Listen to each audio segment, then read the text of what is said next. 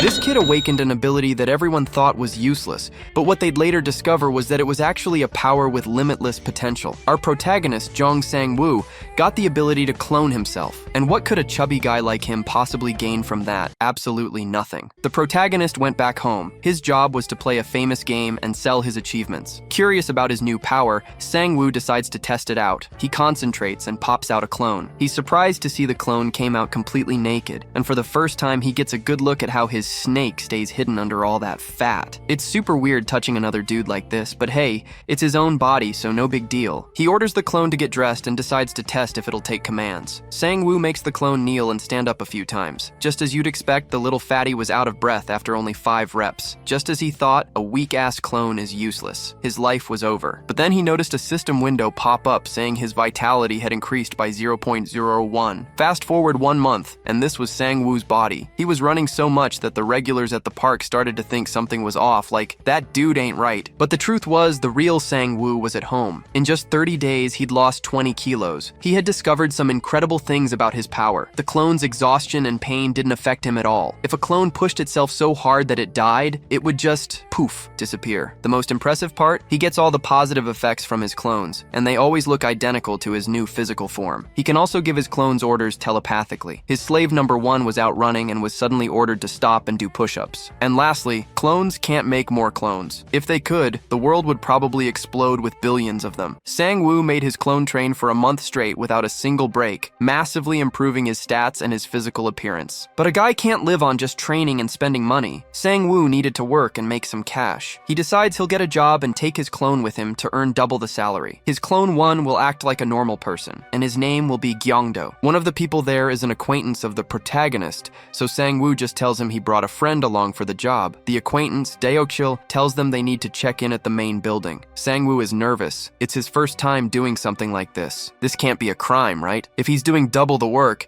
it's only fair he gets double the pay. After a few hours, our boy was getting a real taste of the working man's life. His clone 1 was grinding hard, unlike him. The clone works itself to death, so even when it's exhausted, the damn thing just won't stop, he thinks. It's gonna be a problem if clone 1 just up and dies in front of all these people. I won't get his paycheck after all. By the end of the day, Sang-woo was the one who felt like he was about to die, and his clone was probably wondering if it would become the new original if that happened. Mr. Deokchil brought a drink for the boys, impressed that such young kids worked so hard. He was amazed to see such dedicated youth. The truth, however, was that Sang-woo wouldn't even be there if his bank account wasn't about to hit 0. The man asked which university our protagonist attended, and after he said it was Gyeongguk, Mr. Deokchil was even more impressed with the kid. He mused that if his daughter were as smart as Sang-woo, maybe she could get into a top university like that too. Our protagonist then says it's not that hard, really, just a little bit of studying, and she'd be able to do it. In that case, the man offers our boy a new job. He's to become his daughter's tutor and cram knowledge into her head by any means necessary. Deokchil even offers a great price for it, because of course a father has to do what's best for his children's future. The next day, Sang-woo felt the full body ache of actually exerting himself. If the clones suffer like this, he thought, maybe I should go a little easier on them. He mentally orders his slave number 1 to come home, since it can't work for more than 24 hours straight without getting the police involved. Now that he'd gone easy on his clone, it was time to kick back and grab a bite to eat. After a while, the clone returned home. Sang-woo ordered it to take a shower because it had more work to do. With clone 1 all clean, Sang-woo wanted to try something new. He planned to use a needle to prick the tip of clone 1's finger. The reason? In this world, there are abilities that can be awakened. One of them is regeneration. If he injures himself over and over and lets the body heal each time, he might awaken a high-level regeneration skill. Of course, doing that to himself would be horrible, so the best way is to just hurt the clones. Sang-woo gives a new phone to clone 1. From now on, it has to answer his calls, and while it's at home, it has to be exercising. Sang-woo headed out to upgrade his training regimen and decided to join a gym. His acquaintance ran into him and said he almost didn't recognize him, quipping that there was only half of the old Sang-woo left in that body. Our protagonist replies that he's got a new lifestyle now and is actually on his way to sign up for a gym. His buddy says it's a huge coincidence. He's also heading to a new gym right now because he heard there's a hot instructor there. He drags Sang-woo along to check it out. The protagonist signs up and does the initial tests, but his real intention is to send his clone here to work out every single day. His so-called friend is the type of guy who screams while lifting weights and loves being the center of attention. The acquaintance's awakened ability is strength, so he's naturally strong with a 2.1 strength stat. While he was figuring out how to use the machines, his real friend, Daeokchil, called to see if he was okay and if he could could come over for the first tutoring session with his treasure. Sang-woo headed to the man's house after leaving the gym. By the way, that sleazeball didn't even end up joining because, surprise, there wasn't a hot female instructor there. Sang-woo thinks to himself that he got lucky. Now he doesn't have to worry about that guy bothering his clone one. When he got to Deokchil's house, the noise inside was cranked up high, and when the man suddenly flung the door open, the pain got cranked up pretty high too. At least our protagonist just found out what Deokchil's daughter looks like. Turns out she really is a treasure. Sang scratches his head, looking ahead thoughtfully. Mr. Deokchil is extremely worried, apologizing profusely for the door incident. A caring hand places a small plate with a sliced apple on the table. It's Deokchil's wife. She says she barely recognized the boy because of his weight loss, and he explains that he's been working out a lot since they last saw each other. As he wipes his mouth with a napkin, his gaze shifts to the girl. Miss Heiong looks a bit nervous, her hands resting on her knees. She's blushing and looking down, but she responds when her name is called. As Sang introduces himself, the euphoric parents notice how meek and blushy she is, believing she's taken a liking to the boy. Heiong is very embarrassed because she thinks Sang must have heard her yelling through the door. The protagonist confirms she's in her third year and asks to see her grades before they start the lesson, but this makes the girl look like she's just seen a ghost. Sang holds the girl's report card, trying to hide his look of disappointment as he sees her grades. Her grades are not good at all, ranging only between a 6 and a 7. The parents look completely dumbfounded, while the girl is so embarrassed she doesn't know where to look. Deokchil slowly stands up and quietly gathers his things, with that same dumbfounded look on his face. And then he shouts that he's leaving for work, leaving his wife to deal with the whole mess. Sang stops looking at the girl's report card and shifts his gaze forward again. She's looking down, discouraged, with a face like a lost puppy. With a reassuring smile, he says it's no problem. He didn't have great grades either, and knows a lot of tips and tricks. The girl's face lights up like Christmas morning, and she clasps her hands together, excited. Our protagonist says they'll both do their best to reach their goal, and they decide to have tutoring sessions twice a week. Back at Sang's place, we see his apartment complex from the outside. He enters his humble home, thinking that he still has a long way to go. Remembering his tutoring sessions with the girl, the scenes flash through his mind. Heiong seems very dedicated and hardworking, and she accepts all of her tutor's advice. Putting his coat away, he reflects that it's lucky the girl is smarter than he expected. As he sits down at his computer, he realizes that number one must have gone to work. He reflects that for now, he's given his clone a cell phone, but if the number of clones increases, managing multiple phones will be a huge hassle. Sang starts browsing a site called Hunter Web, which offers dungeon tips, party finders, skill information, and a marketplace for buying and selling. His goal is to search Hunter Web for a skill related to his own. He sees various ads, people looking for skills, scrolls for sale, and other things. And in shock, he does a spit take when he sees a skill being sold for 100 million won. Another telepathic skill is also for sale for the meager sum of 400 million, and he can't hold back the tears. But the boy reflects that if he had that kind of money, he'd rather buy a house than a skill. Leaning his head back in his chair, he lets out a hopeless sigh. For him, it will take a very long time to save up that much money for a skill. He wonders if hunters really make that much. He checks his bank account on his phone,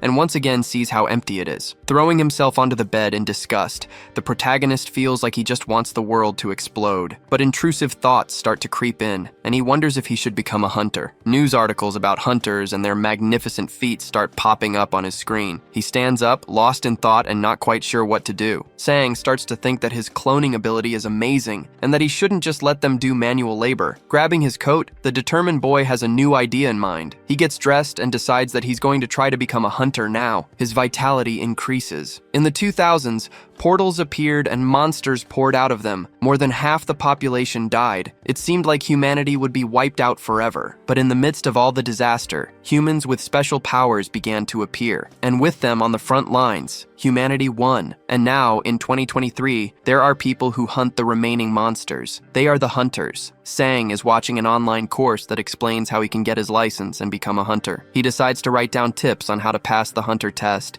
and heads to the Hunters Association. As he stretches, he realizes that ever since he started cultivating his vitality, he's been feeling much better, even with less sleep. He enters the association and makes his way through the building. A masked man with a sword on his back is talking to a weapons dealer. Another man, bald and covered in scars, is cleaning the parts of a firearm, and a suspicious-looking old man in a large hat is waiting in a corner of the room. Sang is amazed by how many strange types of people he can see there. He notices that there don't seem to be many people taking the test. A woman in a uniform announces that registration for the test will close in 20 minutes. He knows he needs to head to the basement, but the situation is starting to make his anxiety kick in. He arrives at a room with a sign that reads, "Hunter License, Test Room." With a trembling voice, the protagonist opens the door and says, "Excuse me." Incredibly, every single person in there was either super intimidating or just plain bizarre. No exceptions. Sweating like a pig, he wonders why there are so many people here. Two sinister-looking men laugh at the protagonist for saying, "Excuse me," as if he were some kind of fool. Someone in army boots approaches with firm steps. A scarred hand grips the table tightly. The man is a C-class hunter named Han Myungwon, and he will be the proctor for the license test. The test consists of a written exam, a practical test, and an aptitude test. Cheating is strictly forbidden, and he stresses that they never forget the cheaters. The men who were just laughing at Sang fall silent, intimidated. The protagonist is intimidated too. He understands the pressure here is intense. Looking out at all the participants, the instructor announces that the hunter license test will now begin. A car drives down the street. Traffic is flowing smoothly, and there's not much congestion. A person on a headset replies that they'll deposit everything before the end of the month. The person on the headset is the car's driver, and he tells his boss to calm down because he's no rookie at this job. But his boss screams through the headset, making the poor guy's ear hurt. The driver's name is Seo Kang, and he works for the JM agency. He knows his boss is going to kill him. He says that money isn't coming in, but there are many places it needs to go. Looking at his watch, he notices it's 15 minutes to 8 o'clock. The hunter's exam is almost over. He keeps driving across a bridge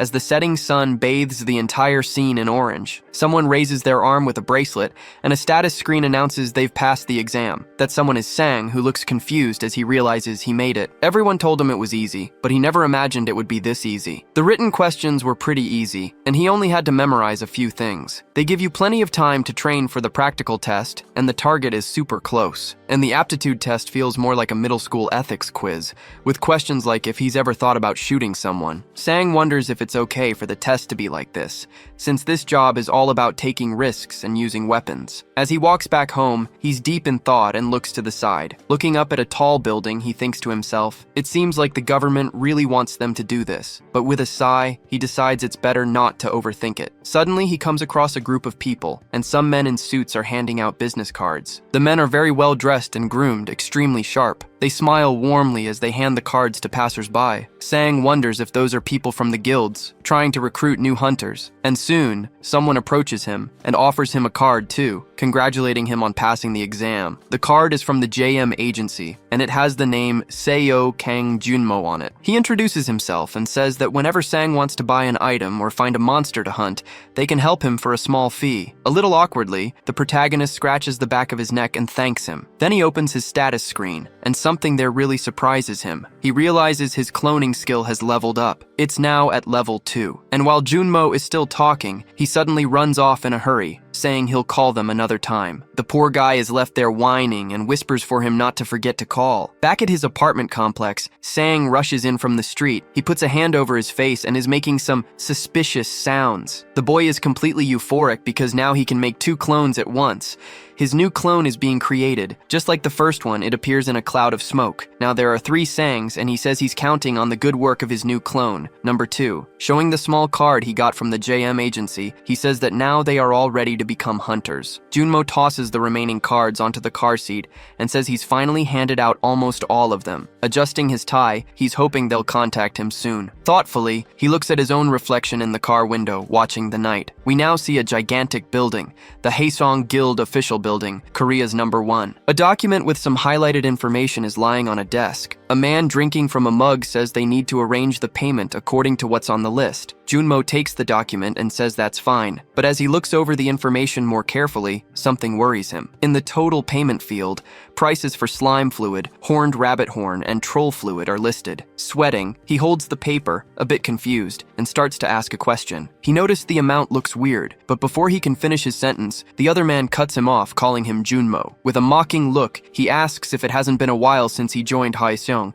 and Junmo confirms that it has. The man then explains that he needs to be sharp, which makes him a little worried. Placing the mug on the table, the guy adds that if they do everything exactly by the book, there won't be anything left for them. He puts a hand on Junmo's shoulder, saying he knows he's an upright guy, but they don't need to be so sensitive about the guild's services. Junmo looks furious and ends up crumpling the paper, but the man, still mocking him, asks again if he understood. Back in his car, Junmo says that if he knew it would be such a complicated situation, he would have just kept his mouth shut. A ringtone starts playing from his suit pocket. He quickly reaches for it, thinking it's his cell phone. When he answers, he confirms he's Kang Junmo from the JM agency. On the other end of the line is Jong Sang-woo, who says there's something he'd like to discuss. Night has fallen, and we see the outside of a shopping complex near a cafe called Starlux. Junmo enters the cafe, looking for the person he's supposed to meet. Sang is sitting at a nearby table and waves at him as soon as he walks in. Junmo apologizes for making him wait, but Sang explains that he just arrived too. The man asks if they're going to get something to drink. A cafe employee is near the register, and Sang says yes, he'd like to get a drink. They ordered an iced coffee that looks delicious. The man confirms if Sang wants to go on a safe hunt,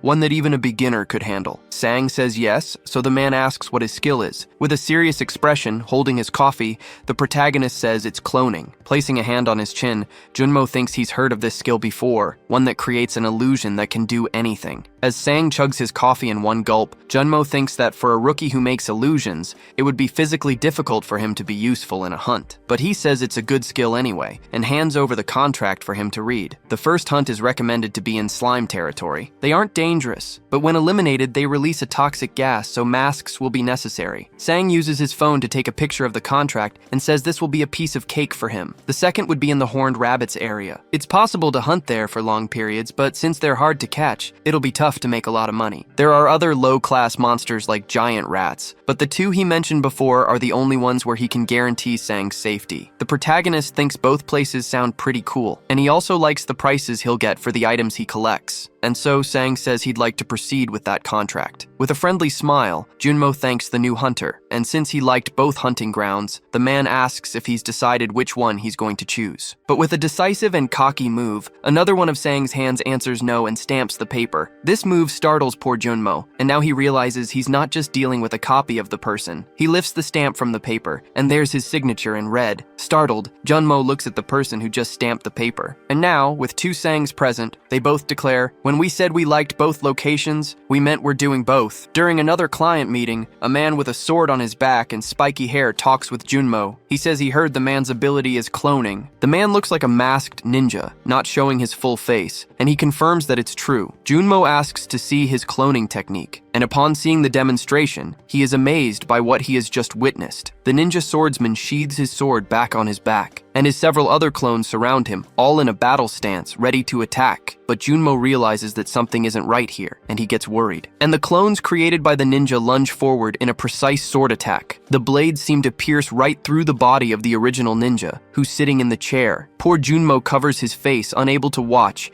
and begs them to please calm down. With his eyes watering and his heart racing, he looks forward again, and the ninja, now being run through by a fake blade, explains that it's all just an illusion. Nothing is real. Junmo slowly reaches out to touch the sword, but his hand passes right through it, as it can't cause any damage at all. But the clones are perfect for drawing the attention of nearby monsters. That tense situation made Junmo nervous, but now he starts to laugh in relief. And snapping back from his memories, the man now thinks that the cloning ability from that time was definitely an illusion. But this time, he can clearly see the situation is very different. Sang picked up the contracts with his own hands to check the conditions. On top of that, he also drank coffee like a camel dying of thirst. With an extremely worried expression, the man realizes this is his first time seeing an ability like this. Just to test the waters, he decides to ask if they are twins by any chance. This question makes Sang burst out laughing. Pointing to his clone, he says, still cracking up, that it's understandable he would think that. He places a hand on his copy's shoulder to show that it's physical. Sang explains that this guy right here is his clone. Junmo might have confused his ability with someone else's, but this clone is real, and he even adds that he has another copy, but he sent that one to the academy. Junmo is surprised and asks if the clones can also build muscle. The protagonist says yes. If his clone gets stronger, he gets stronger too. It's possible to increase his stats using clones. This makes the man start to think that this ability isn't merely an F-class skill, but has gigantic potential. But getting back to the hunting grounds, Sang has a question for him. He wants to know if it would be a problem for the same person to enter multiple locations at the same time. Junmo explains that entering simultaneously would be difficult because there's a record of a person's entry. With a grim look on his face, the boy knows that if this bureaucracy exists, it would be a huge problem for him. But the charitable Junmo says he will try to talk to the association about it and asks him to come along. Scratching his head, the boy says that's fine, but he won't be able to use the ability until tomorrow afternoon because of the cooldown time. So Junmo asks them to meet in 2 days at the Hunter's Center. With a somewhat suspicious expression, he asks about the contract. And with his stamp in hand, Sang says he already stamped it and that he checked the percentage ratio in the photo that number 2 sent earlier. The man then suddenly stands up, and this movement startles poor Sang. Extending his hand to him, Junmo says he's looking forward to working together. And with a somewhat distant look in his eyes, Sang begins to reflect on the important step he has just taken. Finally, they shake hands, sealing the deal. The clone remains apathetic, sitting in his place while the two seal the contract with a handshake. 2 days later, back at the huge Hunter's Center building, our protagonist is walking down the street attentively, looking from side to side. Someone calls out for Hunter Nim and he looks up, surprised. Junmo adjusts his tie while saying the boy arrived early and it wasn't time yet. Sang explains that he came quickly in case he was already waiting, and asks if this is the association inside the Hunter's Center. Junmo confirms, and they take a number from a ticket machine. The place is very large, and a voice calls out for the next hunters to be served, until it's Sang's turn, and the clerk asks if he wants to get dual access to the hunting ground. He explains to the protagonist that he is the first person since someone named Jumper to request this right to dual access. As expected, this is not a common case, and the employees search through piles of files. Sometime later, the employee returns and asks him to go to the civil service office to process the relevant documents. That whole mountain of paper startles both Sang and Junmo, who just stare at the giant pile. The man says he will take care of these documents and asks the boy to head to the skill demonstration room. He goes to a counter with a female attendant and hands over the stack of papers. Meanwhile, Sang arrives at a room where there's a young woman in a lab coat and a transparent chamber. Concentrating, he forms a cloud of energy like he always does when he's about to summon his clones, and a new Sang appears in front of him, perfectly identical and completely naked. Apparently, the protagonist forgot about this little detail, and it leaves the young woman quite embarrassed. Elsewhere, a man is working on the bracelet with high-precision tools. He's examining a specific part with sharp focus, and then he announces that the identical ID bracelet is complete. Now the clones can access the hunting grounds by scanning their fingerprints. Simultaneous entries and exits are possible, and wherever he enters, the clone can enter too. The excited man says this is an unprecedented ability, not just in Korea, but in the entire world. Sang finds the man's attitude a bit invasive, grabs his clone, and says they're leaving. The man is a bit disappointed, as he believed the clone could have been an excellent test subject. Sang meets up with Junmo again, and says that the authorization request is finished. Now all the preparations for the solo hunt are complete, and he and his clone are ready. Junmo asks if he's heading to the hunting ground now, and he says yes, because his schedule is free today. The man asks why he's hiding the clone with a mask, and the protagonist explains that there are a lot of people interested in him. But while the two are talking, someone is watching the three of them from a floor above. It's a person with a sinister aura, showing a malicious smile. This person is the Heiong Guild master, Shin Haesung. He scratches the back of his neck and says he was wondering who it was, and found out it's Junmo. And then, he yells Kang Junmo's name from above, grabbing the guy's attention. A loud noise comes from upstairs, a huge crash, and surprising everyone on the floor below, the guild leader jumps from the upper level, making a heroic landing. With a smirk, he says it's been a while, and that they're meeting in a place like this too. Sang gets a little tense. He looks at the man who just landed and thinks he might know him. Shin starts to get up and says he didn't know he was still working as a hunter. The protagonist recognizes that guy is the guild master, and that he fell from at least a few floors up. Junmo maintains a serious and apathetic expression, looking directly at Shin. Almost through clenched teeth, he greets the man very politely. This sends the man into a fit of laughter. He asks what he means by sir, and all these formalities. Looking him over, he asks who this guy is. Junmo explains that he is a hunter associated with their company. Shin's pupils dilate, and he sighs a little. Looking the protagonist up and down, he says he understands, and then his eyes are drawn to one thing in particular. He asks Junmo if Sang is perhaps perhaps an F rank. The protagonist doesn't like this assumption at all and looks completely dejected. With a trembling voice mocking poor Junmo, he says that someone who once supervised C and D ranks has fallen this far. And while laughing hysterically, he says he can't believe he's now taking care of an F rank, especially one dressed in a sweatshirt like that. This irritates Junmo, who clenches his jaw, holding back the urge to insult the big shot's entire family line. But Sang places a hand on his shoulder, as if to tell him to calm down. He has a serene expression, unfazed by the pompous man's mockery. The man, in turn, is even wiping tears from his eyes from laughing so hard. He puffs up his chest at Sang and says it looks like he has something to say. But the protagonist returns it with a very friendly smile, as if he's come in peace. And he says he's honored to meet the country's #1 guild master. The flattery technique worked. Shin says he doesn't have the eyes of an F rank and seems to have his head on straight, but with a more sinister aura. Sang says he's not done yet, and that's not all. That the guild is #1 in the country's dungeon monopoly. Shin's expression brightens even more. And it's also #1 in hunting ground restrictions, and in terms of payment rates. Sang acts overwhelmed, saying that for someone so important to be complimenting him, he has no idea what to do now. Scratching the back of his neck, Shin says the boy has guts and feels flattered, and a sinister energy begins to emanate from him as his smile turns dark. He places his hands on Sang's shoulders and says he wants to see if his skills are as good as his courage. This worries our protagonist, who immediately starts sweating nervously. But interrupting the situation, a man with glasses and a bowl cut shouts for his sir. He comes running towards Shin, who refers to the four-eyed man as a buzzkill, and because of that, he says that's all for today and steps away from the boy. Looking at him with malicious eyes, he asks for the protagonist's name, but our boy doesn't just hand over the information and tells him to find out for himself. Waving his hand, he says he's a fun guy and says goodbye to Mr. Junmo. The man with glasses gives Mr. Shin a little scolding, saying he shouldn't leave the association like that. Now in the car, Junmo, Sang, and his clone are silent and thoughtful. A bit awkwardly, Junmo thanks the protagonist for what he did earlier, but he says he couldn't just stand by and watch. He had to act. Junmo asks if he knew about his relationship with the Heiong Guild. The boy replies that he's no fool and found out a few things by researching the JM agency. He says he had trouble finding material, but managed to find a rumor that Junmo was fired from the guild. Some pages show people commenting that the guild is horrible, among other cruder insults. And Sang adds that there were comments telling people to never join the JM agency because they would be targeted by the Heiong Guild. So, a little confused, Junmo asks why he chose this agency. And with a sly grin, the boy replies it was because of the very good payment rate. The clone, as usual, is mute and silent, just looking out the car window. Besides, the protagonist says he can trust Junmo if there's anything he can't handle in the industry and with the guild. The man is flattered by this show of trust and grips the steering wheel firmly with both hands, and so he thanks him from the heart, and they continue on their way through traffic. Inside the gym, some background music is playing to hype up the gym goers. A hand wrapped in bandages, already covered in bruises, trembles while performing the exercise. Toned and trembling legs also push on with full determination. It's Sang's clone, completely focused on the exercises, which even makes the other people at the gym worried. The instructor bites his thumbnail watching all that unusual effort. A woman approaches and asks if it's okay for him to keep pushing himself like that,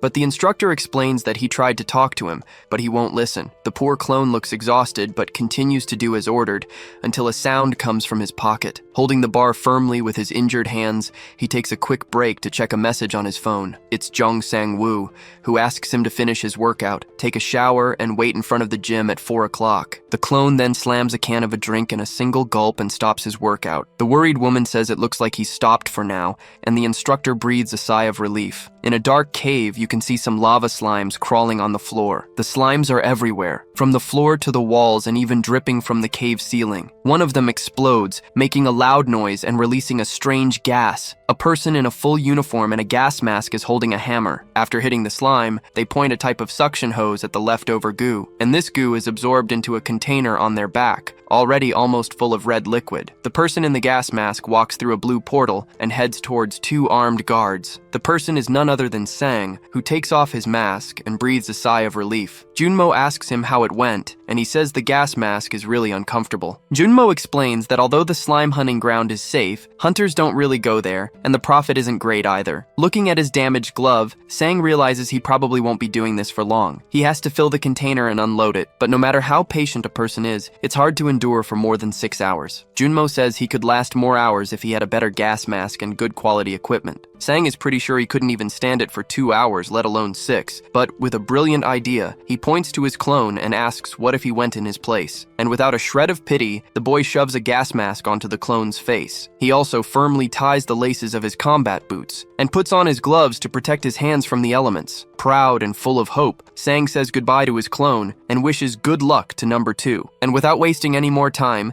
he asks Junmo if they can go to the horned rabbit hunting ground now. He was about to point to clone number 1, but he isn't there with them. With a blank look on his face, Sang remembers he still hasn't picked him up from the gym. Poor clone number 1 is waiting with his gym bag, his body trembling from the intense workout. There he is, clone number 1, waiting just as his master ordered. A car approaches and parks right next to him. Sang yells from the window, telling number 1 to get in the car. The sun is setting over the big city, casting a wonderful glow. Junmo asks if Sang plans on just calling his clones number 1 and number 2. The protagonist explains that since they're all identical, things would just get confusing if he started giving them creative names. The man agrees, saying that since they're clones, names aren't really necessary anyway. Changing the subject, Sang says he heard that people normally use guns to hunt the horned rabbits. Making a gun gesture with his hand, he asks if he'll need to prepare any special equipment for that. Junmo explains that he can use his own gear, but there's also equipment available for rent at the hunting ground, though it's not free. But he agrees the boy will need his own equipment eventually. Since rented gear can only be used on site, it's easier for the owners to retrieve it. With his hand on his face, Sang starts to think, until he hears something. The man tells him they've arrived. That's what the sound was. Now they're at the Ujangsan field, filled with battle tanks and all sorts of military hardware. The guards securing the area are heavily equipped and armed. One of them is holding light sticks, signaling the way for tanks and aircraft. Sang realizes the place is enormous. It's nothing like the slime hunting ground. Junmo explains this is the famous field where a monster invasion once took place. Putting a hand to his chin, the boy thinks he's heard about this before. Normally, portals are disconnected from the outside world, and most hunts happen after the hunters have already gone inside. However, in some cases, a monster comes through the portal and destroys the surroundings, turning the area into a battlefield. And 5 years ago, a monster invasion happened right here. Most of the strongest monsters were defeated, leaving only a few F and E class ones behind, so it's a great spot. Worried, Sang asks if there will be any complaints about the noise. The two get ready to enter the field, stopping at a weapon rental shop. A scowling attendant shows them a powerful gun and says it'll be 700,000 won in total. Wincing at the price, Sang knows that's a ton of money, but he hands over his card. Junmo explains that the ammunition is the biggest expense, but if he manages to hunt just one horned rabbit, everything changes. They're that valuable. The area is divided into sections, even inside the field itself, and the spot they're heading to is on the 3rd floor. They reach the spot, and the man in front announces that they've arrived at their destination. And while they're standing there, a deafening blast erupts. Junmo claps his hands over his ears. The field has a surprisingly pleasant vibe. There are people shooting and others eating on the side,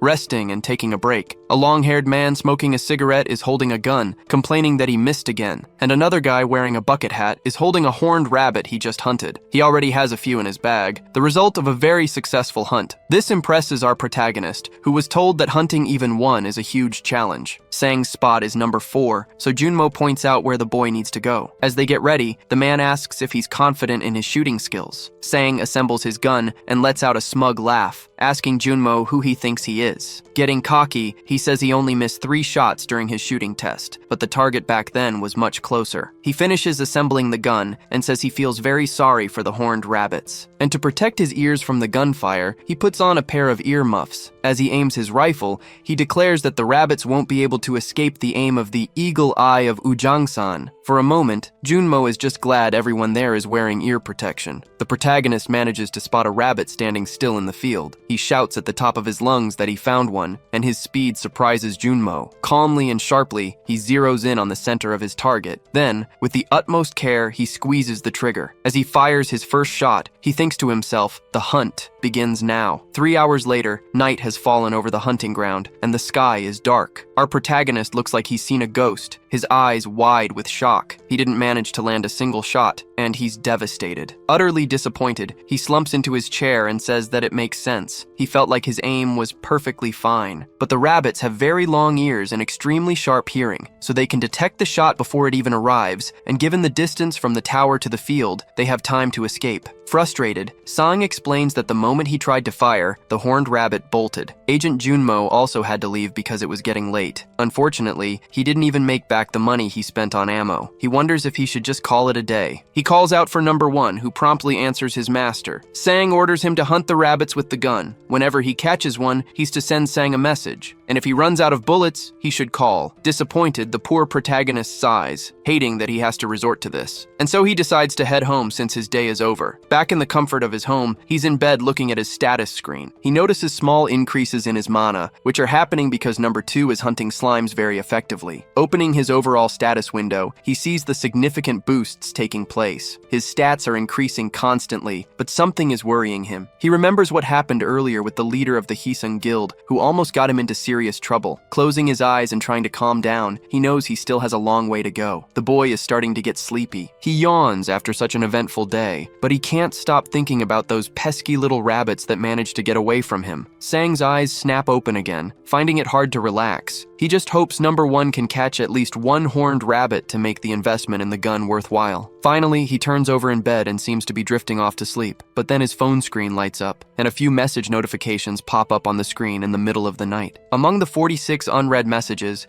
many of them are from his clone, who managed to hunt some rabbits. It's a beautiful day in the city. The sky is partly cloudy, but still mostly blue. We see a shop in a building complex, surrounded by various signs. Junmo is lost in thought, his arms crossed as he gazes out the window. A ringing phone shatters his peaceful moment. He answers promptly, identifying himself as from the JM agency. The voice on the other end asks if this is the agency for the hunter, Jung Sang-woo. The person introduces himself. He's the manager of the slime hunting ground. He asks Junmo to come quickly and stop Sang. When Junmo asks why, the man explains that Sang has been hunting for 24 hours straight, and he's completely lost it. Worried and with a noticeably shaken voice, Junmo says he'll be there as soon as he can. Meanwhile, our hero is just waking up from a very nice nap. Upon checking his phone, he notices he's received a few messages, and that number 1 has run out of ammo. And suddenly his eyes go wide as he checks his notifications. He wonders why he has so many messages piled up. Sang looks like he's just seen a ghost, his eyes glued to the screen. The agent has already arrived at the slime hunting ground,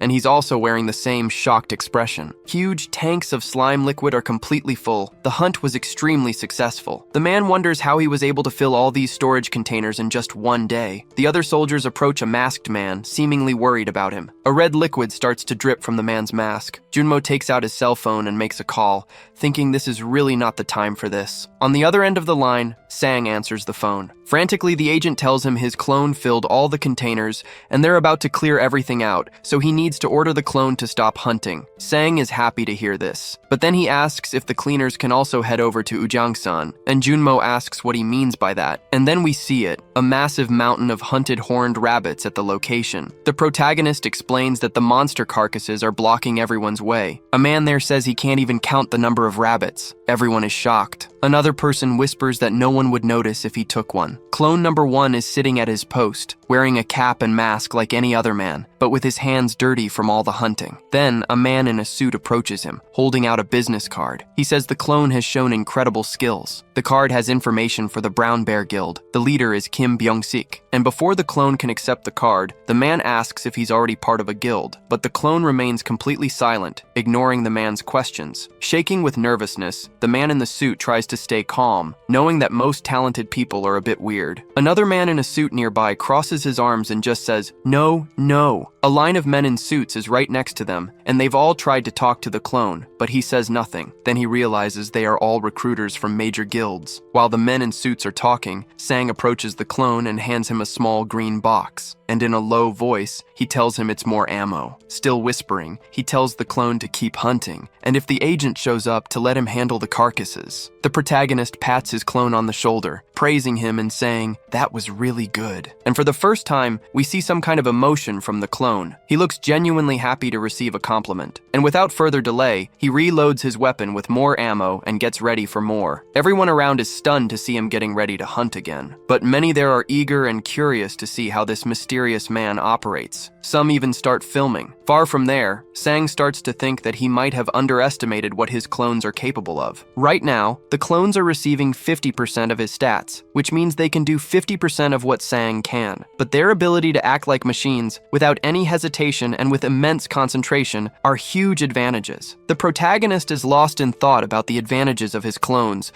when a voice shouting, "Teacher!" snaps him out of his trance. Turning his head, the young woman asks him what he's thinking so hard about. He tries to compose himself, saying he just observed her activity and it was much better than last time, but she insists on asking what he was really thinking about. Sang explains it's nothing major. He just went to a hunting ground and did better than he expected. Heian is shocked to learn that her tutor is a hunter and even stands up from her chair. The boy forgot that he never mentioned it, and she says she had no idea. Then she takes out her phone and asks if her teacher knows who the hunter is that everyone's been gossiping about today. She shows him a video and says it's Ujang-san's Hawkeye sharpshooter, and Sang nearly chokes when he sees it's his clone. Still a bit dazed from the shock, he can't manage to answer if he knows who it is. She moves the phone even closer to him and says the man has already hunted over 200 rabbits and might set a new record, but he doesn't say a word, he doesn't respond to anyone, and that makes him even cooler because he's so mysterious. When asked for his name, he only replied that he is Ujang-san's Hawkeye. This information makes Sang's face sink. The young woman says she thinks the hunter is really cool and that her real dream is to become a hunter too. The protagonist asks if she's an awakened. She says yes, and that she has a license too, but she's afraid to go to the hunting grounds. She gulps, taking a moment as she looks at the protagonist. Tucking her hair behind her ear, she asks if she gets a good grade. Could he take her to a hunting ground just once? Sang says that's not hard, but if she can pass the university entrance exam, he will definitely take her. The girl gets excited immediately, and he explains that he also knows some safe hunting grounds. Then she holds up her pinky finger, asking him to seal the deal with a promise. The boy sighs, pleased to see his student's determination and willingness, and so he seals their agreement, linking his pinky with hers. With a determined smile, she tells him not to change his mind.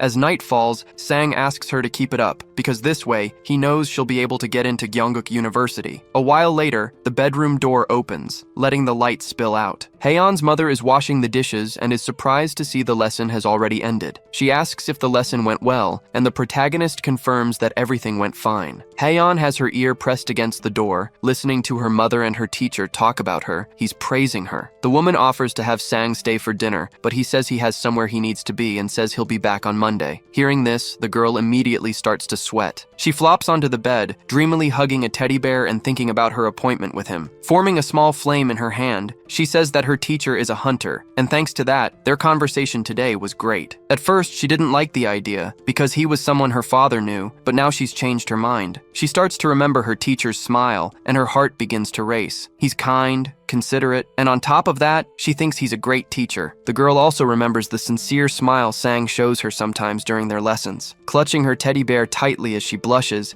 she thinks that he's pretty cute too. But suddenly the girl's expression changes. She turns red and sighs. She sits down in her chair with a more serious and determined posture and decides to study harder. The night is calm and quiet. The sky is completely dark, and our protagonist is at the hunter base. He's in an elevator, wondering if the carcass collection is over yet. Junmo is already there waiting and is surprised to see the protagonist. Seeing his agent, Sang asks if he was there too. Nearby, several men are carrying boxes. Junmo explains that he was checking on the collection process and asks where Sang was. Sang explains that he was working as a tutor. A man carries a large, horned rabbit on his back. The agent says he's called collection teams to many fields before, but this is the first time he's ever called such a large number of carcass collection teams just for horned rabbits. The total was 352, and collecting all of them requires a lot of people. Several men are working on it right there. Junmo asks if Sang has checked the payment he sent, but Sang says he hasn't seen it yet and will check it now. And suddenly, that once meager bank account is now stuffed with cash. This leaves Sang with a look on his face like he just won the lottery jackpot. With sweat on his face, he asks if it's really supposed to be that much money. Junmo explains that his skills surpassed F rank, so he adjusted the payment to the 83% rate used for E rank hunters. Feeling grateful, Sang says he's not E rank yet, but he thanks him profusely for it. Someone standing near their conversation calls out to them. Sang, the clone, and Junmo all look in the direction of the person who called out to them. The man looks tough, has a scar on his face, and rudely asks if Junmo is his manager, and he points to the clone, who is still wearing his little cap and mask. The agent steps in front of the clone and asks who's asking. He says he's a hunter whose prey was stolen, and he does not look happy about it. All the rabbits he was targeting were stolen by the clone, so he says today's entire hunt should be credited to him. Placing a hand on the back of his neck,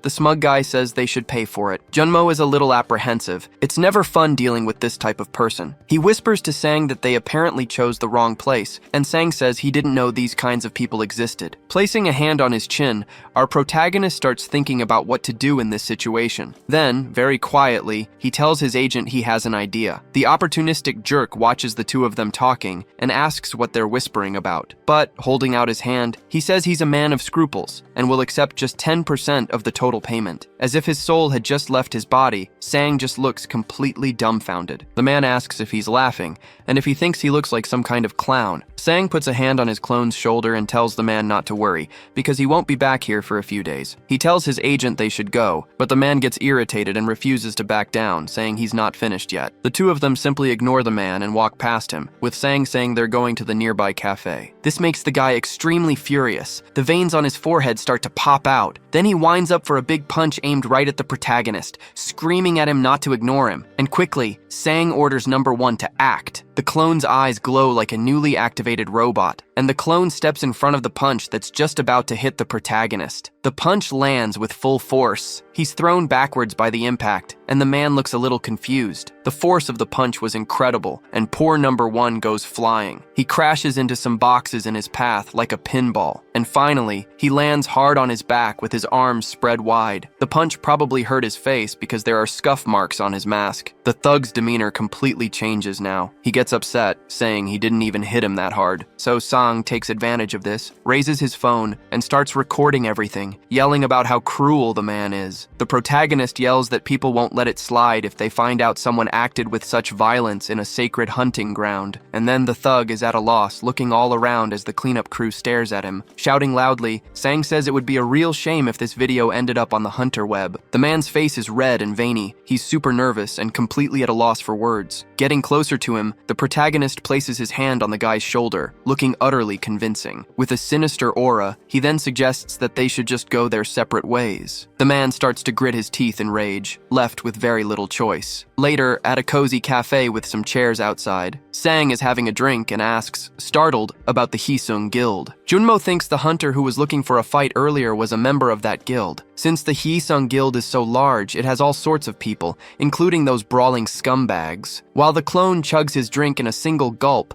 Sang asks how the agent knew the guy was from that guild. Junmo explains that from the moment he walked in, the man wouldn't stop giving him a sinister stare, and he believes that can only be the work of the Heiong Guild. Sang says it might be a matter of revenge. They might have done it thinking that Sang's clone was another hunter contracted with the JM agency. The agent admits that the JM agency's hunters don't last long and leave quickly, with only a few F ranks left. And even now, poor Yunmo can't guarantee there won't be more sabotage from Heiong. But confidently, our boy says he already knew about all of that, and still agreed to join them. This doesn't reassure the poor agent much, but he understands. Sang says he won't let those scoundrels threaten him like this, and he adds that he has a plan to get stronger, really fast. The boy continues chatting with his colleague, and the man seems impressed because the kid is pretty sharp. Their conversation goes on for a while, time passes, and they enjoy themselves at the cafe. And after a long discussion, the boy asks what the man thinks of his idea. With a somewhat stunned expression, Junmo says he'd never thought of it that way. He jots it down in his little notebook and asks if 2 o'clock tomorrow afternoon would work. And the agreed-upon location will be the giant Hunter's Market, a beautiful building. The Hunter's Market is a gigantic building with colorful floors and everything a hunter could ever want. It deals in equipment, weapons, and has been active since the very beginning. Everyone does their shopping there. However, a type of department store entered the market and took over most of this industry. Since they had every piece of equipment a hunter could possibly want, Sang is trying on some awesome armor. That armor is made of titanium and protects against E-class monsters. Wearing the suit, our protagonist says it's very comfortable and light, and he loved it. On top of that, it also has a dagger strategically placed at his side. Drawing a sharp blade from it, the boy says that since he'll be using weapons, this is a great feature. So he asks for 2 more sets identical to the armor he's wearing, and the seller quickly agrees. The boy leaves loaded with merchandise. He has the power of money now. Junmo remembers that he also needed some skills. He's looking for a familiar skill, but he doesn't know if they'll be able to find it in this market. The agent tells them to check out a store called Heritage. This shop has several interesting items that look like those crystal balls witches use. The two start looking through the display cases for what our boy wants, until Sang finally finds what he was looking for, in a blue orb. The skill is called Familiar, and it allows the hunter to share their senses with their summons and pets. And besides enabling many things, it also costs a fortune. Wondering if he really needed 2 kidneys, or if it was worth selling one to buy the skill, the boy puts his hand on his face. With a shameless look, he asks his agent for an advance. Poor Junmo gets tears in his eyes but says he can try to lend him 50 million won. Sang thanks him and says he can figure out the rest of the amount with a few installments. But despite risking his credit, the boy has a lot of faith that the skill will be useful, and with its help, they can get the money back in no time. So the two buy the expensive little orb, and he takes it to another location. Our boy starts to read the instruction manual for the device. There are 2 rules on how to activate the skill, for mana users and non-users. Since he doesn't know how to use mana, he uses a small remote to turn the thing on, and he places his hand very close to it, so it's in contact with his body. He's a little apprehensive about whether this will work and trembles slightly, and squeezing his eyes shut, he decides to press the button on the remote. An orange light begins to pour out of the orb, illuminating the entire room. The light expands so much that it forms a huge explosion, and then the notification screen pops up,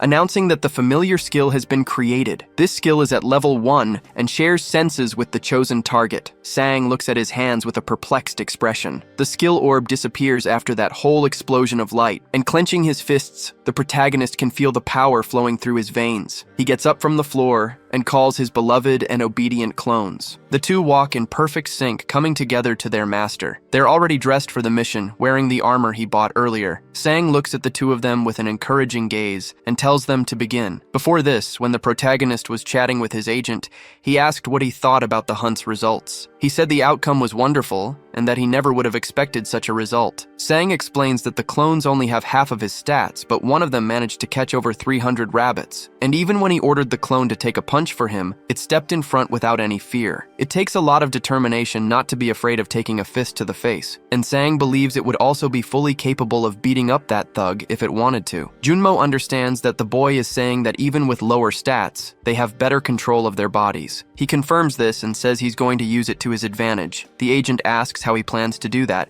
and he explains that first, he needs 2 places, training grounds so he can practice his long-range and short-range skills. They arrive at one of these training grounds, and a burly instructor appears to greet them, and they also go to another shooting range to practice their aim by shooting at clay pigeons. The protagonist decides he's going to push the clones' training to the absolute limit so they can surpass their boundaries. Both the muscle-bound instructor at the physical training ground and the elderly man at the shooting range are impressed by the clone's attitude. At the physical training ground, the clone wants to have a duel, and the teacher is worried about it. And at the shooting range, instead of using a shotgun as is customary, the other clone wants a pistol. Both clones have the same determined and courageous look in their eyes, and they say they're sure. At the physical training ground, the clone grabs his batons and tells his opponent to get ready. And at the shooting range, the clone picks up a real pistol, not a practice one. The shooting instructor is very wary of the situation and, holding a device, he tells them to begin. Meanwhile, at the physical training ground, the instructor sent the craziest guy to fight against the clone. The 2 begin their challenges. The crazy man lunges forward and the clay pigeon flies into the sky. With a super fast move,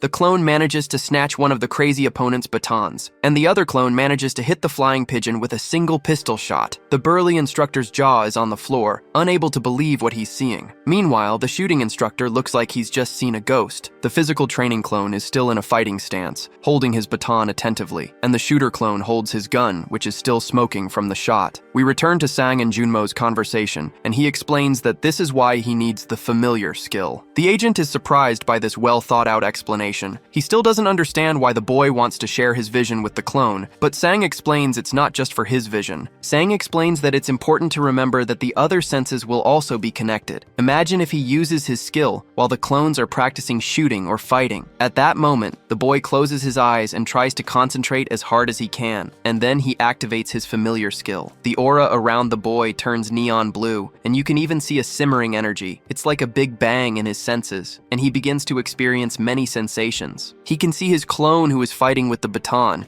and he can also see the wild opponent approaching with full force. The protagonist can see the fight from a distance as it happens in real time. He can control the angle of his joints and his body's balance to dodge attacks. And with that, the clone manages to avoid the blow with ninja-like reflexes. The movement of muscles and the flow of force are also controlled by Sang. In addition, he also controls the breathing during the preparation for the shot. This makes his clone's aim and dexterity infinitely better. The aim and the direction of vision are also strategically modified. The clay pigeon seems to move in slow motion, making it much easier to hit. And Sang can do all of this for every single one of his clone's movements, in their entirety. He is still with his eyes closed, concentrating on every move. Now, he slowly opens his eyes, returning to his reality. And with a determined smile, he knows that now he can have them all. As he uses the familiar skill, the aura around him forms a blue flame. Convinced it was a fantastic deal, he looks at his hand, proud of his skill. The experiences he just had were magnificent, like the rush of air as the opponent's staff passed by his face,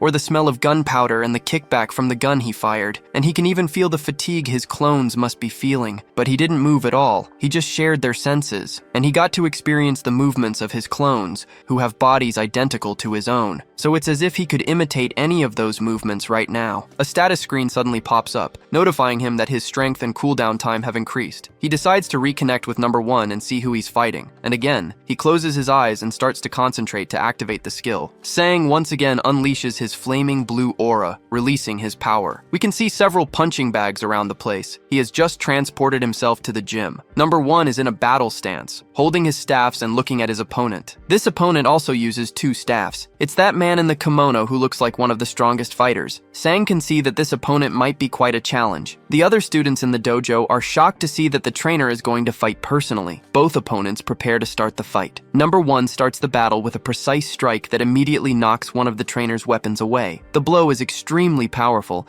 knocking the muscular trainer off balance. And in his thoughts, the big guy believes he lacks experience with staffs in his attacks, but his defense is different. It seems like he's able to predict every attack. This worries the trainer, and he begins to focus more. The veins on his face bulge, and with that, he manages to land a direct hit on the clone's staff. This makes the clone feel the impact, and his arms tremble slightly. He raises his arm with phenomenal strength that even startles the instructor. The 2 opponents bring their faces close in a sinister stare down. The instructor is amazed by the force of the attack and by his ability to copy his move in an instant. Things are looking bad for the big guy, who starts to worry about his chances of winning the challenge. So he unleashes a last resort move with his arms, but the clone manages to dodge. The crowd goes wild, unable to believe he managed to dodge it, and taking advantage of the instructor's open guard, he makes his move. He manages to land the blow, which hits the staff but also affects the man's shoulder. Shocked, the instructor feels the impact of the attack, as if smoke were rising from his staff. He realizes he's also been cornered. The wall is right behind him. Seeing he has the advantage, number 1 already prepares his next attack, but the instructor hasn't shown all the tricks up his sleeve yet. And using the wall for support,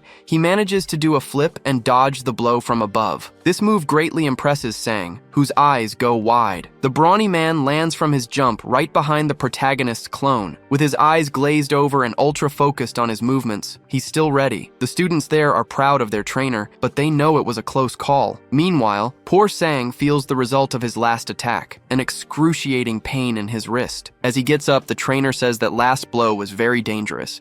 He asks number 1 if he still wants to continue. Through his thoughts, Sang asks his clone if he's okay, and the copy lowers his head, his face hidden by his cap. In an extraordinary leap, he performs the exact same move as the trainer, using the wall for momentum. This leaves the other students present completely speechless, and the trainer too, who doesn't even know where to look. Sang speaks with his clone again through his thoughts, asking if he's going to continue. Number 1 finishes his jump exactly as the trainer did, with a successful landing, and holding his staff close to his face, he politely asks to go again. Smiling, the trainer accepts the challenge, preparing his staffs. Sang has seen enough there and decides to switch to number 2. A blue aura forms around the clone, activating the skill. The target was shattered in mid-air, turning into tiny fragments. A blonde, well-dressed man laughs and asks if his darling saw that. A woman with long black hair claps and says she did, calling him dear. Sang prefers to stay quiet so as not to offend anyone, but he finds the whole scene pretty cringy. He realizes number 2 is so zoned in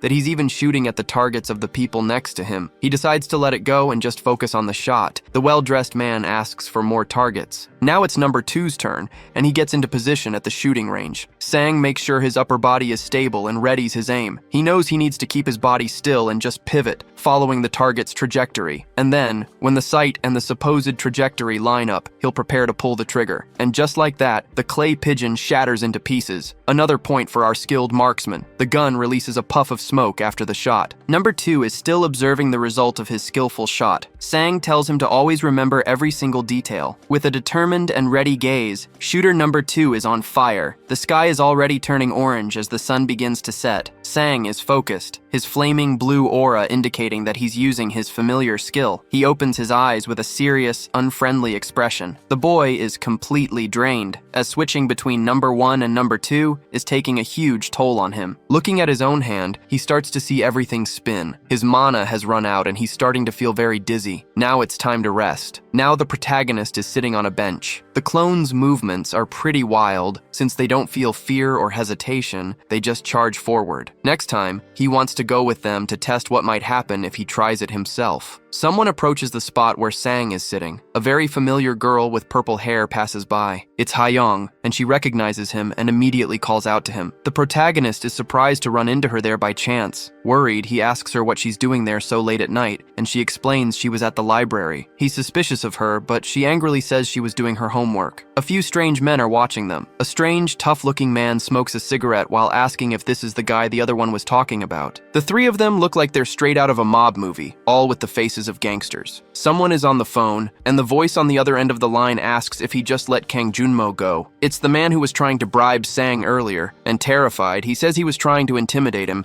but someone there was filming. The voice on the phone yells, asking if the incident was filmed, but then he tells him to forget about it, say nothing, and not even go anywhere near the Ujangsan field. The voice adds that even if something happens, he is to say it has nothing to do with the Heiong Guild, and finally he tells him to pretend he's just a street thug, and hangs up. The man gets pissed off and throws his phone against the wall with all his might, cursing the person on the other end of the line. Filled with rage, he stomps on the phone on the ground, still screaming all sorts of curses like a madman. While mercilessly stomping on the device, he asks if the guy knows who he's dealing with. But while he's throwing his tantrum, a voice behind him asks why he's so angry. It's Gyun Seok Hyung, a big, mean-looking guy, accompanied by a man with long, straight hair. The big guy's smile is sinister, and he seems like a very dangerous person. There are some cigarette butts on the ground. What a dump. The three of them are so weird and intimidating that people passing by prefer to walk around them. Hyung calls the guy Kid, and says he knew this would happen when he joined the country's #1 guild. Shaking in his boots, he asks if there's still work for him,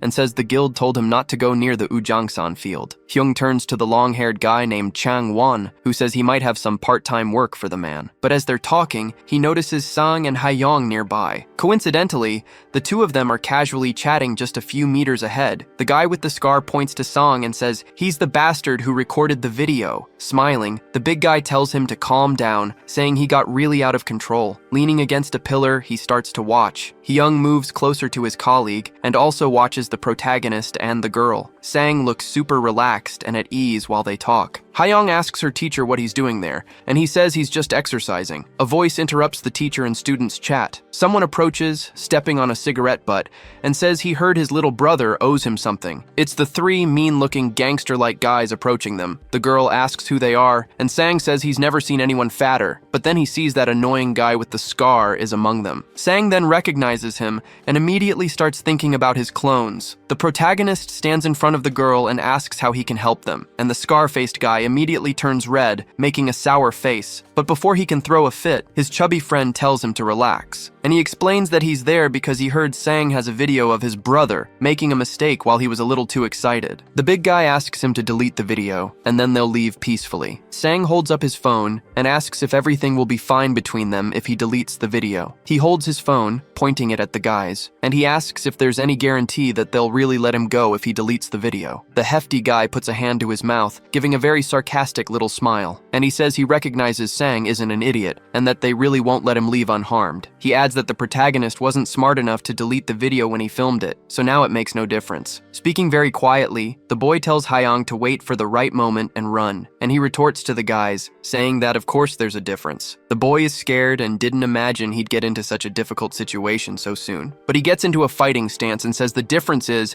that he's going to beat the crap out of all three of them. Hyung laughs and admires the young man's confidence as Changwon runs towards him, and the big oaf orders his goons to give Sang a little pat. The protagonist manages to dodge the first blow, but it's 2 against 1, and it won't be easy. and the long-haired guy manages to land a blow right on the poor boy's head. Meanwhile, the other guy lands a solid kick on him. Feeling the impact of the blows, our protagonist is in serious trouble. Before he can recover, another punch hits his chin hard. Extremely worried, Heiong yells for her teacher, unable to help him. The boy falls to the ground after being hit by so many attacks. He's badly hurt and realizes things aren't going so well in his first fight. The brave girl stands in front of him, and at her fingertips, a light begins to charge up. The light takes the shape of a ball in her hand, and she yells for the three of them to stay back. Getting up with difficulty, Sang looks at his student who is trying to defend him, but then he watches more closely and notices something that worries him. The young lady is trying, but she's trembling a lot. The two gangsters realize she's an awakened and aren't too happy about it. The huge guy shoves the other two aside and asks if they're scared of a little high school girl. And he confronts the girl, asking what will happen if they don't back off. The big guy shows no mercy and gets closer to her,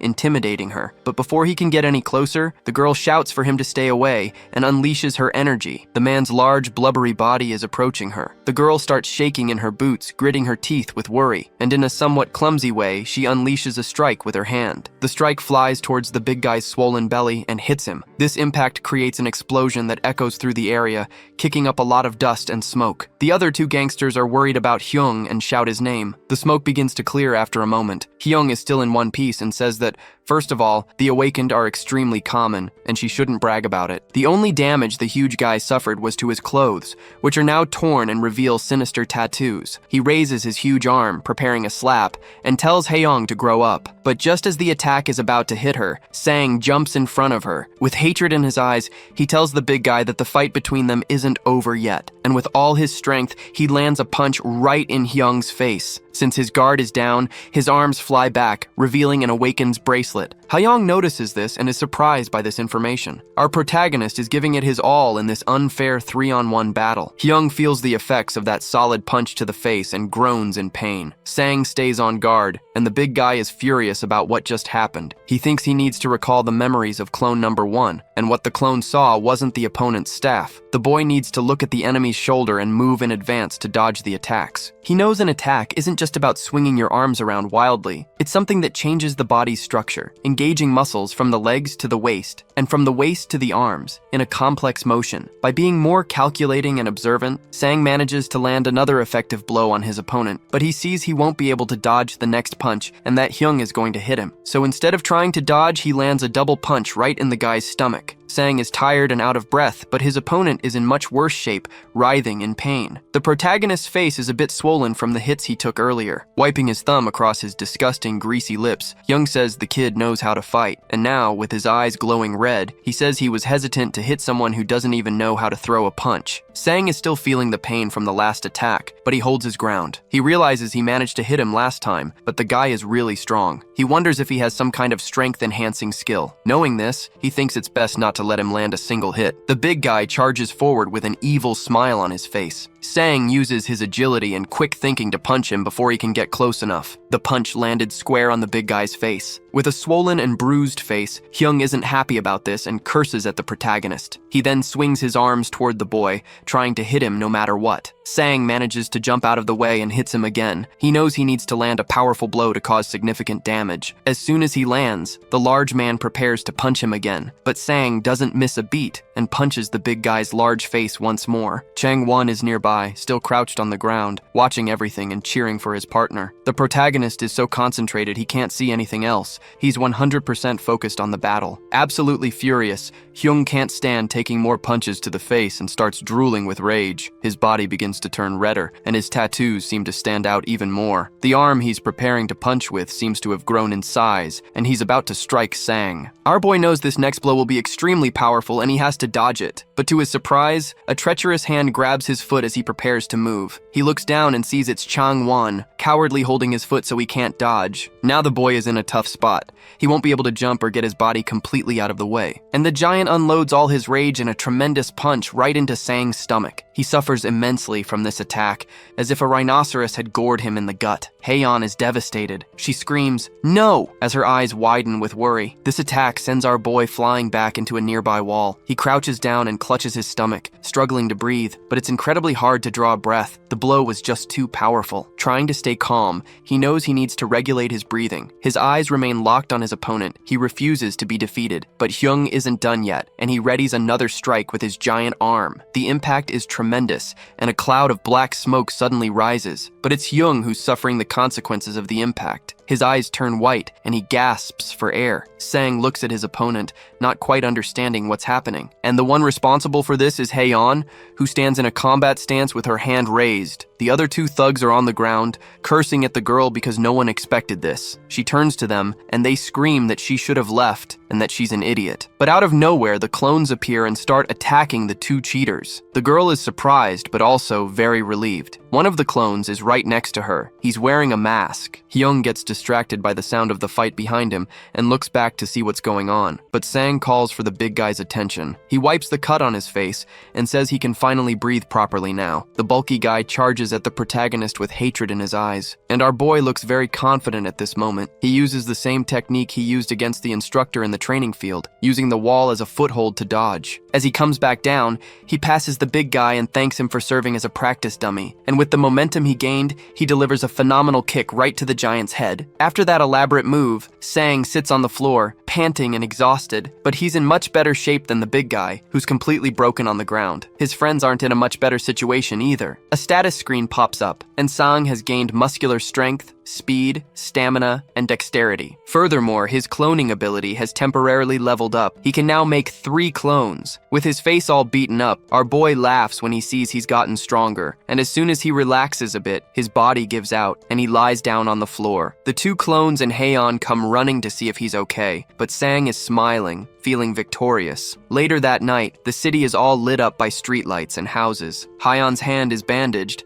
and Sang asks why she didn't run when she had the chance. She says that if she hadn't been there to help him, it would have been much worse, and he confirms it with a shaky voice. The girl says she was surprised because she didn't believe the famous Supreme Hunter was Sang's clone. The clone gets all smug and proud, and the protagonist walks over to him. He asks her not to go around telling people, and she asks why, wondering if he doesn't want to be famous. Sang says it could attract negative attention, so she promises her lips are sealed. They arrive at the girl's house, and she seems a bit disappointed, wanting to talk more. The protagonist asks if her hand is okay, and if she'll be able to hold a pen, but she shows him it was her left hand. Playfully, she asks if it wouldn't be a good idea to reduce her homework since she's injured, but he asks if she didn't already finish it all at the library. Upset, the girl laments that he has such a good memory at times like these. Sang puts a hand to his face and thanks his student for everything she did for him today. He figures he only won because she stopped his opponent at the right moment. Blushing, the young woman says she played a very important role today. She teases him, saying he should thank her over a meal, not on an empty stomach, basically inviting herself to dinner. Looking at him with a very determined gaze, she says that taking her to dinner will be a promise. The two say their goodbyes, and the girl goes into her house. Pleased, Sang says he'll make sure his student eats plenty of meat. He continues on his way, satisfied, but the 2 clones are staring at him with wide eyes. The protagonist feels watched and gets a little uncomfortable. He tells them to stop slacking off and get back to work, but they explain it's already late and the training grounds are closed. So the boy crouches down and picks up a stick, giving them a cute smile. He hands the sticks to his clones and says they can train in the park in the meantime. 1 month later, we're on the street where Agent Junmo works. He's on the phone with Sang, asking how the plan is going. The boy replies that it was a success. The protagonist is with his clones and says that he can now hit a target with a pistol and can also create a 3rd clone. Junmo asks if this means he can learn things even faster, and looking at his status screen, we can see just how much he's evolved in that time. He tells his agent that he has a surprise in store for him. Although it's a bit sudden, he asks if Junmo can secure 3 Ranky hunting grounds for tomorrow. Proudly, the agent says he'll get them no matter what, leaving Sang very satisfied. He asks for the schedule, and the boy replies that he'll have them exercise in the morning and hunt in the afternoon. Hanging up his call with the agent, he looks at his 3 clones. He decides that one will train upper body, another lower body, and the 3rd will do cardio. He tells them to head out to the park and to make sure they're back by 12 o'clock. The 3 bumbling clones almost take their weapons out for a stroll,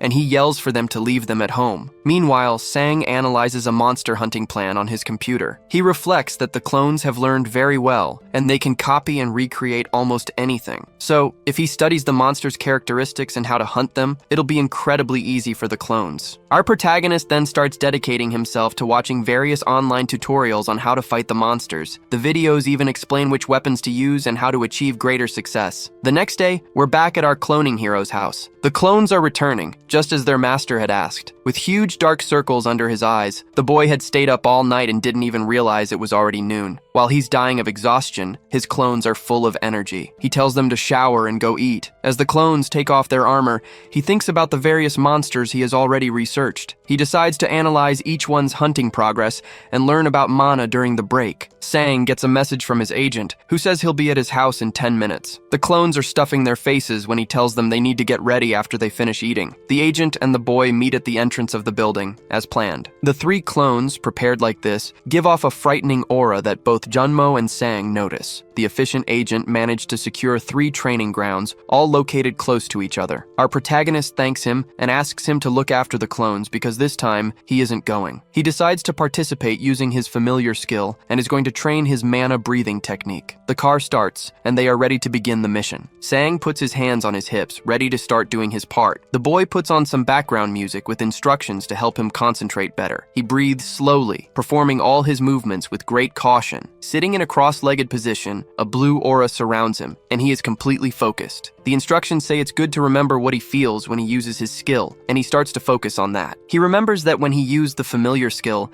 it felt as if energy was leaving his body. With his eyes closed, he breathes and feels the energy circulating through his body. His breathing is completely controlled, following the voice from the audio instructions. Then, he starts to feel something different in his chest. It's as if all the energy is concentrated in the center of his body, flowing slowly. His body is like a universe, filled with infinite constellations of power. Abruptly, he opens his eyes, feeling this entire sensation, and then a status window pops up. He has received the meditation skill, which increases mana recovery. Meanwhile, in a hunting ground, a wounded man is crawling on the floor, surrounded by several dead monsters. The warrior is badly injured and doesn't understand how such a strong monster could be in a rank E dungeon. A creature with extremely sharp teeth is chewing on the remains of an alien fish. The wounded man says he needs to report this to the authorities urgently. This monster seems to be far stronger than what this area should allow. In desperation, the man looks at the reflection on his bracelet, and he realizes there's a monster's shadow right behind him. The cursed creature closes in fast,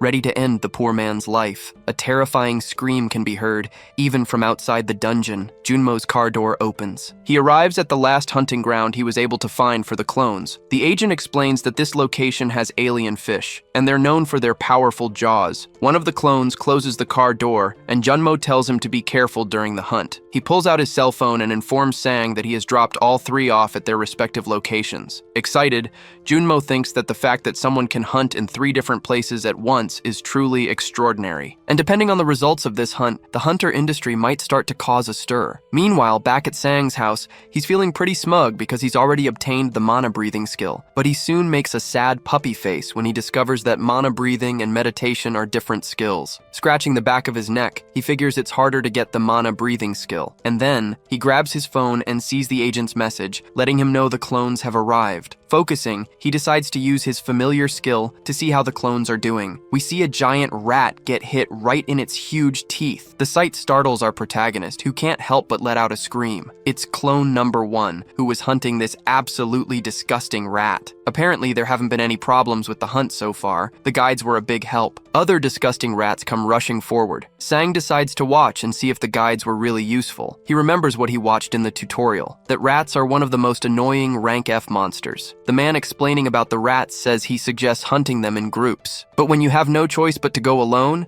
there are other ways to do it. First, since they charge in a straight line, it's a good idea to keep your distance and shoot. And that's exactly what number 1 does. He keeps his distance and just keeps firing. But when it's not possible to kill them all with gunfire, you'll have to engage in close quarters combat. The rats' skulls are very hard, so it's necessary to attack a different spot. The best choice is to aim for their spine, and the clone does exactly that. And the rat is hit dead on, getting eliminated instantly. But just like regular rats, they are very good at reproducing, so their numbers are huge. The instructor adjusts his glasses and says that if you've studied properly, they're nothing more than experience points. But a guy in the video yells that it's not easy to aim for a moving spine. However, the clone is focused and ready for any challenge. Bullet casings fly through the air as he keeps firing at his targets. His shots hit the creature's spines dead on, and they are eliminated without much trouble. In a hunting ground with several sand dunes, the clone is on the move. One of the sand dunes moves abruptly, almost like an earthquake. a huge scorpion appears. The clones possess the same techniques as their master, but they feel no surprise or fear. They hunt without considering their opponent's level,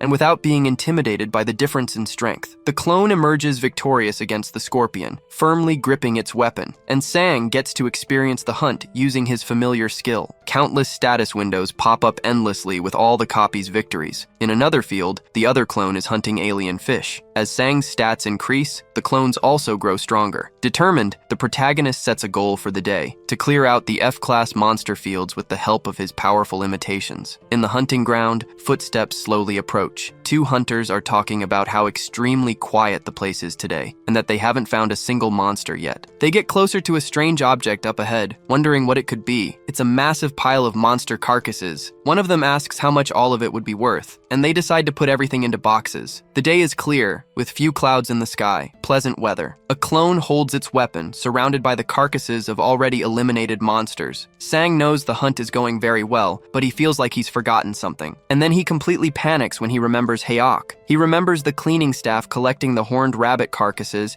and realizes he hasn't collected anything he's hunted so far. Knowing this, he decides to send an order for the three clones to stop everything they're doing and go collect all the carcasses. But he wonders if someone might have already done it for them, and he can't help but shed a few tears of regret. Something suddenly comes to his mind, like a flash of inspiration. He notices there are alien fish carcasses that number 3 isn't collecting, but the clone says he wasn't the one who hunted them. But the greedy Sang explains that now is not the time to be honest, and that each one of them is worth good money. Number 3 approaches some of the fishy carcasses to collect them. It's a pretty disgusting scene because whoever hunted them chopped them up like baby food. But as number 3 is collecting the bodies, he notices something strange. He finds something else inside one of them. It's not part of the fish, and he asks if he should take it. When Sang sees it, he's horrified, and his eyes widen. That is a human arm, already starting to decompose. But while he's digging through the dead monsters, something moves behind number 3, and he notices the movement. Sang also notices the movement and warns that something is there. The clone grabs its weapon. He stands up, alert to his surroundings,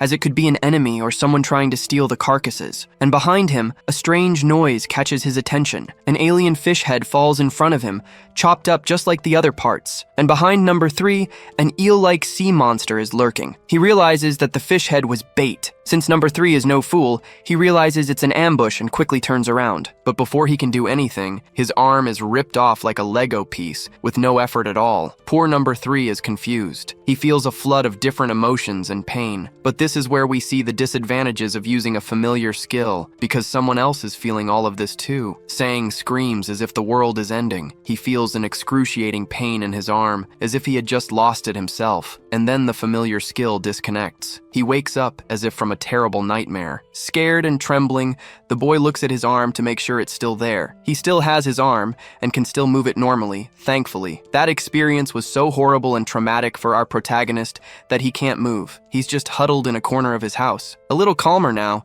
he realizes the skill's connection was severed unintentionally because of the pain, but he knows this is no time for reflection. He grabs his phone and quickly starts calling his agent. Junmo answers the phone promptly, and the protagonist asks which field number 3 went to hunt in. The agent notices that Sang's voice doesn't sound right and tells him it was the sewage treatment plant in Incheon. Desperate, he asks Junmo to take number 1 and number 2 there right now. He says he's on his way too and will explain everything when he arrives.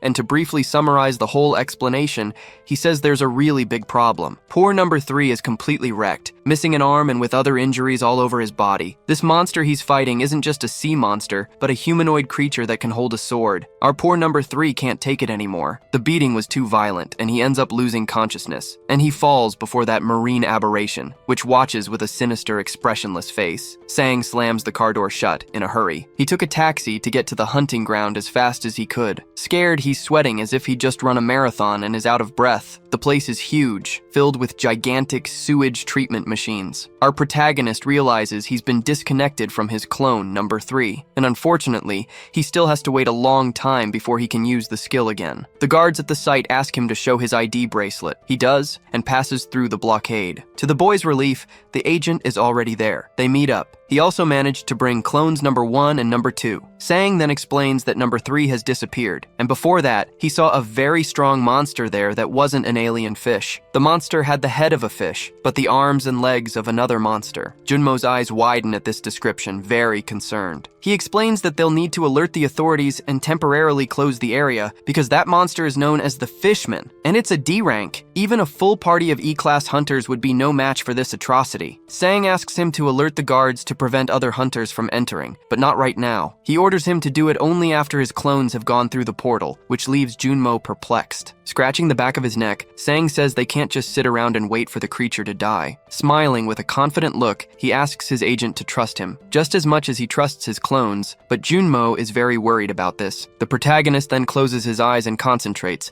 activating the familiar skill. The skill reaches his remaining clones, number 1 and number 2. They are inside the hunting ground, in a dense forest, walking carefully. Sang orders them to go to the location where number 3 disappeared first. The 2 clones are very well prepared and focused, ready for battle. They manage to communicate through gestures and signals to avoid making any noise. A disgusting sound of teeth tearing through flesh and cartilage can be heard nearby. The 2 have found the creature. It's eating an unlucky alien fish. This is great for our protagonist, who never imagined he'd be lucky enough to attack first. He knows his stats are those of an E-class hunter, but since his clones only receive 53% of them, they are at best F-class. But the creature isn't in a normal state right now, and he also needs to consider his clones' hunting skills. From the bottom of his hero's heart, he believes it will indeed be possible. The boy then orders his clones to aim for the monster's head, so they start shooting, determined to kill this abomination. The bullets hit the big fish's head, but they aren't strong enough to pierce its hide. The unfortunate clones are left looking completely dumbfounded. Sang is just as confused. He then realizes that bullets don't work on it. That initial hail of bullets only serve to annoy the abominable, toothy monster. And after roaring, the beast leaps like a flea, reaching several meters in the air. It comes crashing down right between the 2 clones, who barely manage to escape. One of the clones uses his dodge to perform a different move. He does a flip over the monster's head, slicing his sword across its shoulder, and manages to open a small wound on the big fish's skin. Sang is shocked. The sword only made a tiny little scratch, and the monster doesn't let it slide. It turns towards the clone, preparing an attack. The attack hits a tree, as the clone was fast enough to dodge, just barely. Since the beast is so large, it's difficult for it to swing its sword among so many trees. Meanwhile, the other clone keeps shooting. The monster's sword gets stuck in the tree. That's how powerful the attack was. But the fish monster uses a bit more strength and shatters the tree without much trouble. Sang warns his clones to forget what he said. The beast can definitely use its sword in this terrain. The tree trunk crashes to the ground, making a huge noise. This monster seems to be more challenging than our protagonist had imagined, but his clones feel no fear or worry. They charge forward with all their courage. They manage to hit the monster on the arm, but it has no effect. Sang is watching everything and realizes that these attacks aren't working. The huge monster clenches its jaw, gathering all its strength into its arm, ready to throw a punch, and the punch hits one of the clones. The protagonist is worried, wondering how they'll ever defeat this thing with such ineffective attacks. But then he starts to remember that the bullets did have some effect. One bullet ricocheted, but the other one caused some damage, even if it was small. He gets the idea to aim for the exact wound it caused and try shooting there again. With his skill, he manages to hit the exact spot, and the monster feels it. Sang realizes it was a brilliant idea, and so now he knows the plan. Fill the big fish with bullets. Despite being wounded, the beast is still standing strong and charges at them with a punch. Both of them manage to dodge by jumping, and they continue to unload their ammo on the monster. It starts to look like Swiss cheese,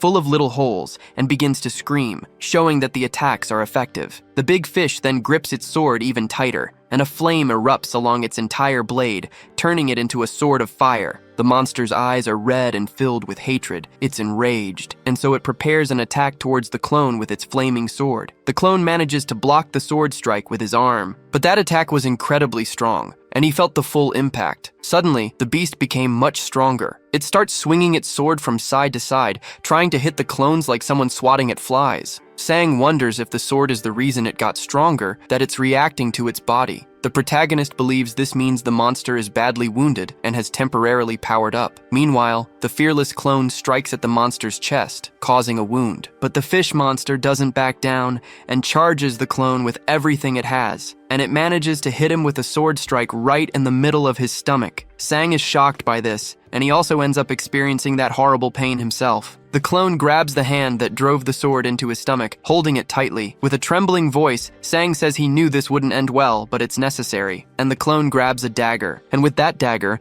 he prepares a strike with all his might, screaming screaming at the top of his lungs as he lunges forward. He stabs the huge monster's chest several times in 3 different places, taking advantage of his proximity to the beast. But the beast decides to return the favor and prepares an attack with its claws. But the clone is at his peak of strength and determination and manages to deflect the attack with his arm. And fueled by that flame of determination, he continues his assault. The big fish is no longer at an advantage and looks for a way to get away from the clone. With its gigantic foot, it prepares its next move, raising it towards the boy, and it lands the kick square on, pushing the clone away from its body. Wounded, the boy clutches the injury in his stomach, trying to endure a little longer, but the monster isn't finished yet and charges again with its flaming sword. However, the other clone throws himself in front of the attack in a heroic display of teamwork, and before the big fish could land its deadly attack, he lunges at the villain with his dagger. The moment is tense, and the distance between the fighters is dangerously short. Many blows are about to be exchanged, but the clones,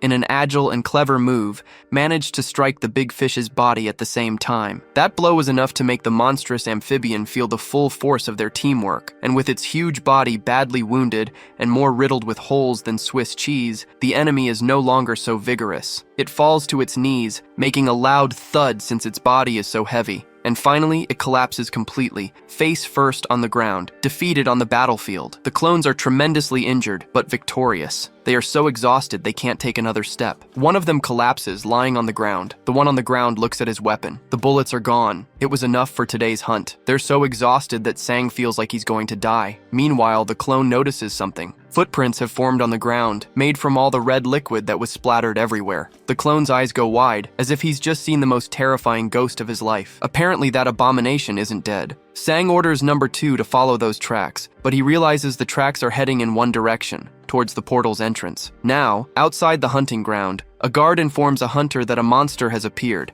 so he won't be able to enter. The man complains that he wasted time choosing his team, but the guard insists that it's impossible for them to participate. Junmo watches the scene and thinks that Sang needs to hurry up. Then he hears a strange noise coming from nearby. The local guards realize something strange happened at the portal and call to gather the forces and inform the chief. The monster Sang was fighting appears, heading quickly towards the portal. It's full of fury and has no patience for small talk. It prepares an attack aimed at the guards. The security guards try to shoot, to stop the thing from getting closer to the portal. But instead of stopping it, the bullets have no effect, and it begins to transform its sword. And the big fish manages to reach the portal, attacking the guards who are no match for it. Still inside the hunting ground, clone number 2 is determined to follow the runaway creature. He readies the weapon in his hand, preparing to throw it, and he throws it with all his might at the monstrous amphibian's back. Meanwhile, from inside the portal, Sang emerges holding a knife and also lunges at the beast. Using all of his strength, he charges the beast, and he manages to plunge the knife right into the monster's head,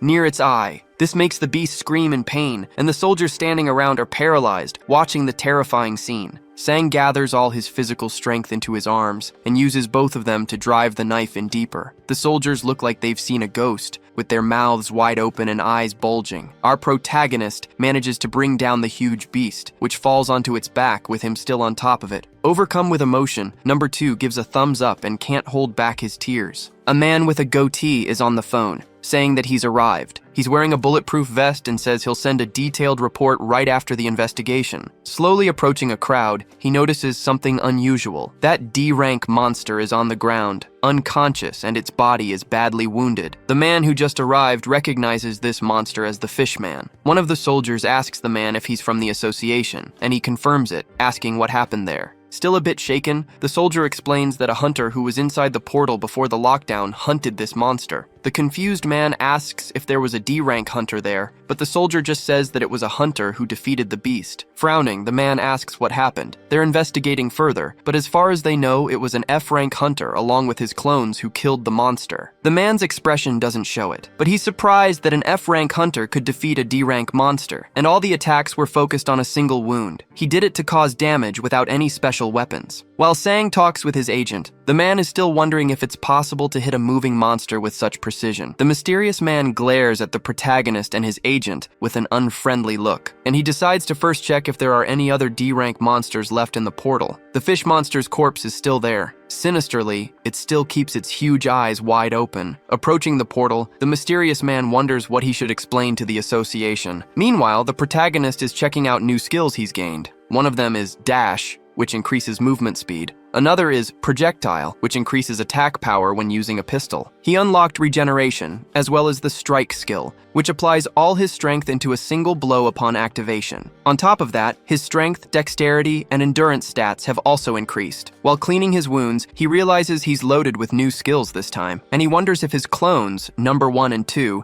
managed to survive thanks to the regeneration skill. The clones got hurt, but Sang believes that letting them heal on their own will help increase his regeneration stat. Junmo praises the protagonist for defeating a D-rank monster, and he gets a little embarrassed. The agent says he thinks he could even hunt an E-rank monster by himself without any problems. And talking about it, the boy remembers the monster's short sword. He walks over to the monster's body and says it had a sword that absorbed the red liquid from its body. Sang goes to get the sword and says the beast went crazy with red eyes and got much stronger after the sword absorbed the liquid. But before the boy can grab the sword, Junmo stops him, saying it's better to have a clone do it since it might be a cursed item. Worried, Sang asks if he can't use cursed items, and the agent explains that these items can be worth a lot depending on their effects, which gets the boy super excited. He then agrees to have a clone get it later, and in the meantime, the collection team will take the beast's body. Also, he remembers to ask his agent if an item he took from the beast's head is also expensive. He pulls a strange item from his pocket and shows it to his agent. Junmo's jaw drops. He's that impressed. It's a large red stone, the size of Sang's hand. But unfortunately, it's a low-level gem. In other words, a worthless item. The boy is so excited that it's hard for Junmo to burst his bubble. He explains that it's a cheap item that increases stats, but it can't be used on a person because there are too many side effects. Poor Sang's hopes are crushed after this explanation, saying goodbye to the cash. But the agent explains that the other items could indeed be worth a lot, so he shouldn't feel bad about it. So the protagonist asks him to take care of collecting the items and thanks him. Back at the protagonist's home, sweet home, he opens the door to his house. The clones are leaning on each other to walk. They get home and can hardly believe everything that happened. He decides to summon number 3 again and tells the other 2 to rest. Sang concentrates to activate his skill and summon another clone. And just like that, another Sang appears right in front of him, brand new. He hands the clone his equipment and tells him to go train. He also changes his clothes since they were disgustingly dirty. And then he sits on the floor, ready to see what he's got. A sword and a stat-boosting stone. These are the items he got himself. He picks up the stone and starts searching on his phone. It's a strength gem. Just as his agent explained, it can't be used by a person. And if used by a summoned entity, it turns into a monster. Even though it increases the strength stat by 0.005, this side effect bothers our boy. He knows that normally, injuries and other stats on the clones don't affect him, but he knows there's a chance that the one who turns into a monster might not be one of them. And in his imagination, he pictures the scene. He has an alligator head and is calling for his agent. The agent gets so scared he shoots him right in the head. Total chaos. So he puts the stone back on the floor and decides not to use it for now. He turns his attention back to the new sword he got, but he remembers what his agent instructed him. Have a clone touch it first in case it's cursed. Since it's in a box, it wasn't a problem to bring it, but he'd like to use it once before selling it. So he orders number 2, who's in the best shape among the clones, to pick up the sword. Obeying his master, the clone approaches the box where the sword is and extends his arm. Then he picks it up and raises it high. Sang watches, impressed. Number 2 is still holding the sword, and he hasn't exploded or turned into a frog, but he says he can hear a voice. Sang asks if it's coming from the sword. So, to hear exactly what his clone hears, he activates the familiar skill. It's a hideous voice, like a machine gun rattling off orders, demanding death and red liquid. The voice was so loud and jarring that the familiar skill deactivated. The boy's ears are aching. Even though it's really loud, the voice doesn't affect the clone. Sang wonders if it would affect him if he held the sword. He then decides they will use it for now, and the clone agrees. Suddenly, a status window pops up, saying that regeneration has been increased. The protagonist looks at his resting clones and realizes this is helping the regeneration skill, but he's worried because he'd have to take them hunting and they're completely worn out. So he orders them to meditate today to unlock mana breathing. The boy closes his eyes and begins to concentrate to start meditating, and he decides that tomorrow he will go to campus. The next day, we see the campus of the college Sang attends. Several students are walking around peacefully, just living their lives. Back to the study routine, the boy thinks the vacation went by way too fast. He looks at his status screen and wonders if it went by so fast because he was busy leveling up. In the meantime, he boosted his stats a ton with the help of his clones, who never rest. He continues on his way through the college hallways, lost in thought. Now he realizes he's a lonely nerd, since no one has even come to talk to him. But when he gets to the classroom, something catches his eye. His friend, Kim Jeongdo, is sitting at a desk, waiting patiently. They both say at the same time that they're surprised to be in the same class. Kim explains that he signed up for this course because he heard the professor is an easy grader. He gets closer and asks if Sang is still working out, while a girl watches them. She and another girl whisper in surprise, asking if that's really Sang, since he used to be pretty chubby. All the girls in the room start gossiping about the protagonist, even considering asking him out on a date. Kim chuckles, saying he's popular now. The boy understands that's why no one had greeted him yet. Pointing to his own face, he asks his friend if he's changed that much. And the big guy says he thinks that if Sang met his own parents, they wouldn't recognize him. He's stunned and says he was actually planning to go home. Kim adds that he almost didn't recognize him on the street. The big guy suggests they go for drinks after class and call some people, but Sang says he already has plans. This makes the big guy squeal like a little girl. He's so shocked. Our protagonist explains that he's already made a promise, so he can't go out with him. Shouting loud enough to make the evening news, Kim asks if he has plans with a girl, and everyone in the room is staring at their conversation. His friends Chan-woo and Jung-seong are in the same class as him too. Kim is still yelling that he'll always remember this day, even with the professor already in the room. At the World Hunter Association, also known as the WHA, a prophecy of disaster was delivered by the Oracle. President Michael Harris requested more details. He was informed that a portal was expected to open, through which hundreds of monsters would invade. When Harris asked about the specific location and date, he was told that the invasion would involve A-rank monsters and was predicted to take place in South Korea. Elsewhere, a man in a suit, identified as Park Won-tae, the owner of the third-ranked guild, arrived for a meeting. He was immediately headbutted by a woman named Mio, who was a guildmaster. Mio told Park Won-tae that he had grown his mustache to flirt with her and that she found it appealing. Afterward, the two of them entered the meeting room. Inside the room was a member of the Heiong Guild, the same man who had previously mocked Sang. He provoked another guild member about a recent expedition to Odin's tower. The Heiong Guild member asked if the man's team had failed to return or if their results were simply inadequate. A white-haired man tried to de-escalate the situation, stating that it was not the place for such remarks. The provoked man became very angry, but their confrontation was interrupted when an elderly man entered the room. The elderly man was the leader of the Korean Hunter Association. Upon his entrance, everyone took their seats. He thanked them for attending and warned them of the impending disaster. When asked about the timing, he explained that they had no specific details, only that it would involve A-rank monsters and occur somewhere in Korea. One guild member slammed his fist on the table, demanding to know how they could protect an entire country. The association leader calmly replied that the purpose of the meeting was to determine a plan. The attendees expressed concern, noting that there were barely enough hunters for routine work, much less for guarding the entire country. One man raised his hand and proposed a plan. He suggested that each guild form a group to guard a specific region. If an incident occurred, all groups would converge on that location without exception. He added that any guild failing to cooperate would face severe punishment. The association leader asked if anyone disagreed with the proposal, and the plan was met with unanimous agreement. After leaving his college, Sang saw a female student being accosted by a man. The man was insisting that she give him her phone number and was complimenting her appearance. The student responded by telling the man he was ugly. When she noticed Sang approaching, she pretended he was her boyfriend to get away from the man. She clung to Sang's arm and they left the area together. The student explained to Sang that the man had been bothering her, which is why she had pretended they were a couple. She also clarified that she did not have a boyfriend. Sang noticed her attire and asked why she was not in her school uniform. She replied that it was her birthday. She then asked why he was staring at her. Sang recalled that he already had her phone number because he was her teacher. At that moment, Sang received a notification that he had earned another 50 million won. He then invited the student to eat whatever she wanted. Sang took her to a restaurant that served premium steak. Upon seeing the menu prices, she expressed concern about the expense. Sang told her not to worry, claiming his boss was paying for the meal, and ordered another round of food for them. While they were at the restaurant, an emergency warning appeared on a television screen. The broadcast announced that a monster portal breach was in progress in South Korea, specifying that their region was affected. Elsewhere,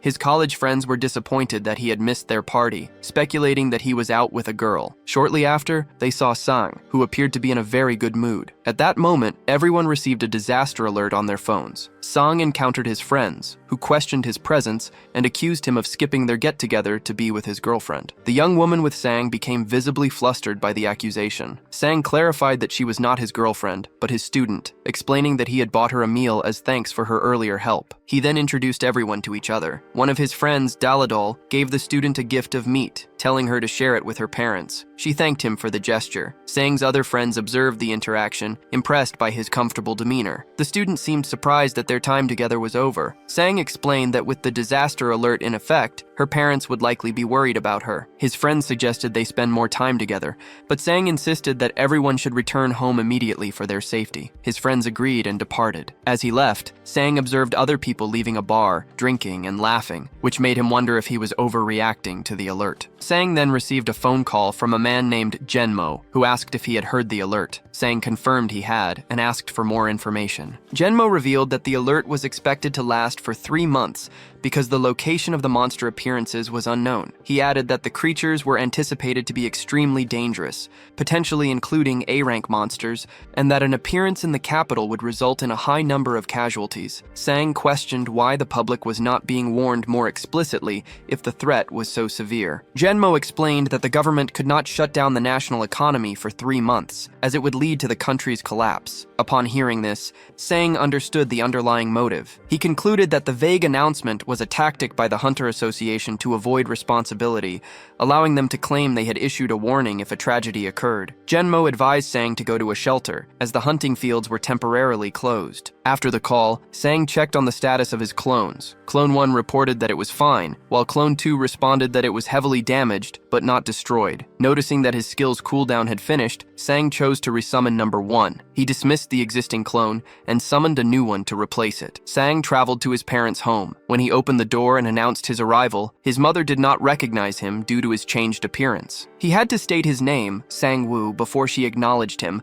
His father also had to look closely before confirming it was his son. Soon after, his sister, Kyung-do, appeared. She remarked that he should have greeted her first. Initially, Sang did not recognize her either. Their mother invited him inside, but then asked about the masked individuals accompanying him. Sang explained that they were not his friends, but his clones. Sang and his identical clones enter his family's home. He confirms to them that his ability is cloning, and explains that he awakened his powers 1 month ago. His mother expresses surprise, saying she never expected her son to become a hunter, while his sister reacts with great excitement. His father simply acknowledges that there is now a hunter in the family. Sang states that he no longer wanted to keep his abilities a secret, but his mother immediately interrupts, warning him that his new role is dangerous. To reassure her, Sang explains that his clones are the ones who do all the fighting. He clarifies that he is never in any personal danger and tells her not to worry. Following this conversation, Sang urges his family to prepare for an evacuation. He informs them that a disaster is currently happening and that they must all proceed to the nearest shelter. His father, however, seems skeptical about the urgency of the situation. He questions the sudden nature of the disaster, remarking that he still has work to attend the following day. Sang realizes that his family does not understand the severity of the threat. Their calm behavior indicates they believe it is a minor incident involving only a few monsters. Since his family still needs to pack their belongings, Sang decides to stay home with them for the day. He lies to them, stating that he received a message that his classes had been canceled. Later, the family begins to prepare dinner using meat that Sang had brought home. A family member asks if his friends, referring to the clones, will be eating as well. Sang replies that the clones will only be given rice, explaining that the good meat should not be wasted on them. The clones are then served buckets of rice while the family prepares to eat the steak. During the meal, Sang's sister asks if he will get fat again,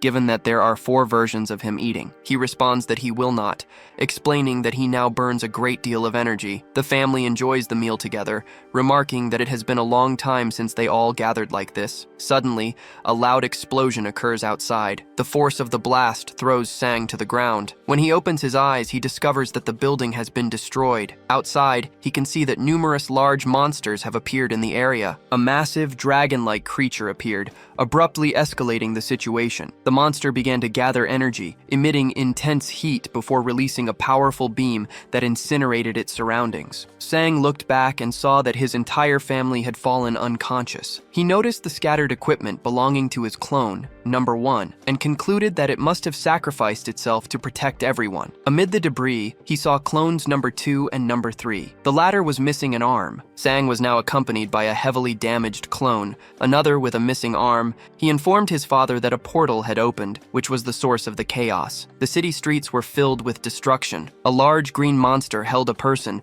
preparing to eat them, while other civilians were crushed under cars. Winged creatures flew through the sky, carrying people away. Sang began packing a supply bag and placed a piece of armor on his sister, His sister then inquired if the clone with the missing arm was all right, and Sang assured her that it was fine. At that moment, another explosion occurred nearby as a monster crashed to the ground. It became clear that the portal was located in the sky, causing monsters to fall directly onto the city. Sang had been fortunate to be on a building floor that had not collapsed. He killed the fallen monster, which replenished his mana. When he tried to open a nearby door, he found it was jammed. Sang told his father that he would force it open. He picked up a large piece of debris and, using his strike ability combined with a kick, successfully broke through the obstruction. Downstairs, the scene was one of carnage, with bodies, destroyed vehicles, and slain monsters scattered everywhere. Sang asked his father about the distance to the nearest shelter. His father replied that it was about 2 kilometers away, but he also pointed out numerous monsters, including slimes, skeletons, and stone golems, obstructing the path. His sister mentioned that she knew of an underground tunnel that could serve as a safer route. As they started to move, they heard a man crying for help from a distance. They saw him trapped under rubble, with a D-rank troll standing directly over him. Sang's father urged him to be rational, stating that they were in no position to help anyone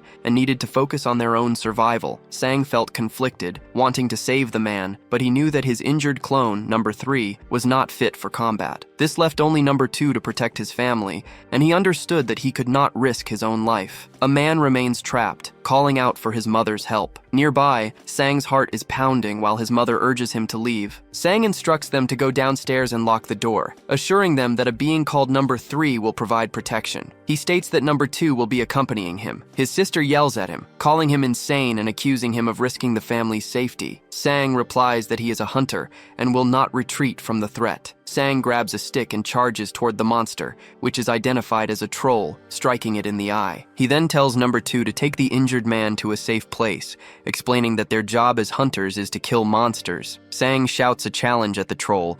Another monster, watching from a distance, repeats Sang's words, showing that it possesses intelligence. While the fight continues, number 2 works to free the trapped man by pulling away stones. He asks the man if he can walk. The man replies that he is able to, remarking that it is surprising he survived the ordeal. Facing the massive troll, Sang orders number 2 to grab a weapon. He then throws an object called the Devil's Rock to his companion and tells him to eat it. After consuming the rock, number 2 instantly transforms into a red demonic creature wielding a sword. Sang asks the transformed being if he is still an ally, to which the clone confirms that he is. The large troll appears confused by the sudden transformation. Simultaneously, Sang experiences a significant increase in his strength stat with no apparent side effects. He prepares to confront the troll by himself. The troll drags its mace along the ground before throwing a boulder, which Sang dodges. The creature then attacks with its giant hand and swings a sword, badly injuring the clone. As the troll attacks again, Sang charges directly at it, noting that it is slower than a previous enemy. He manages to strike the troll in the face,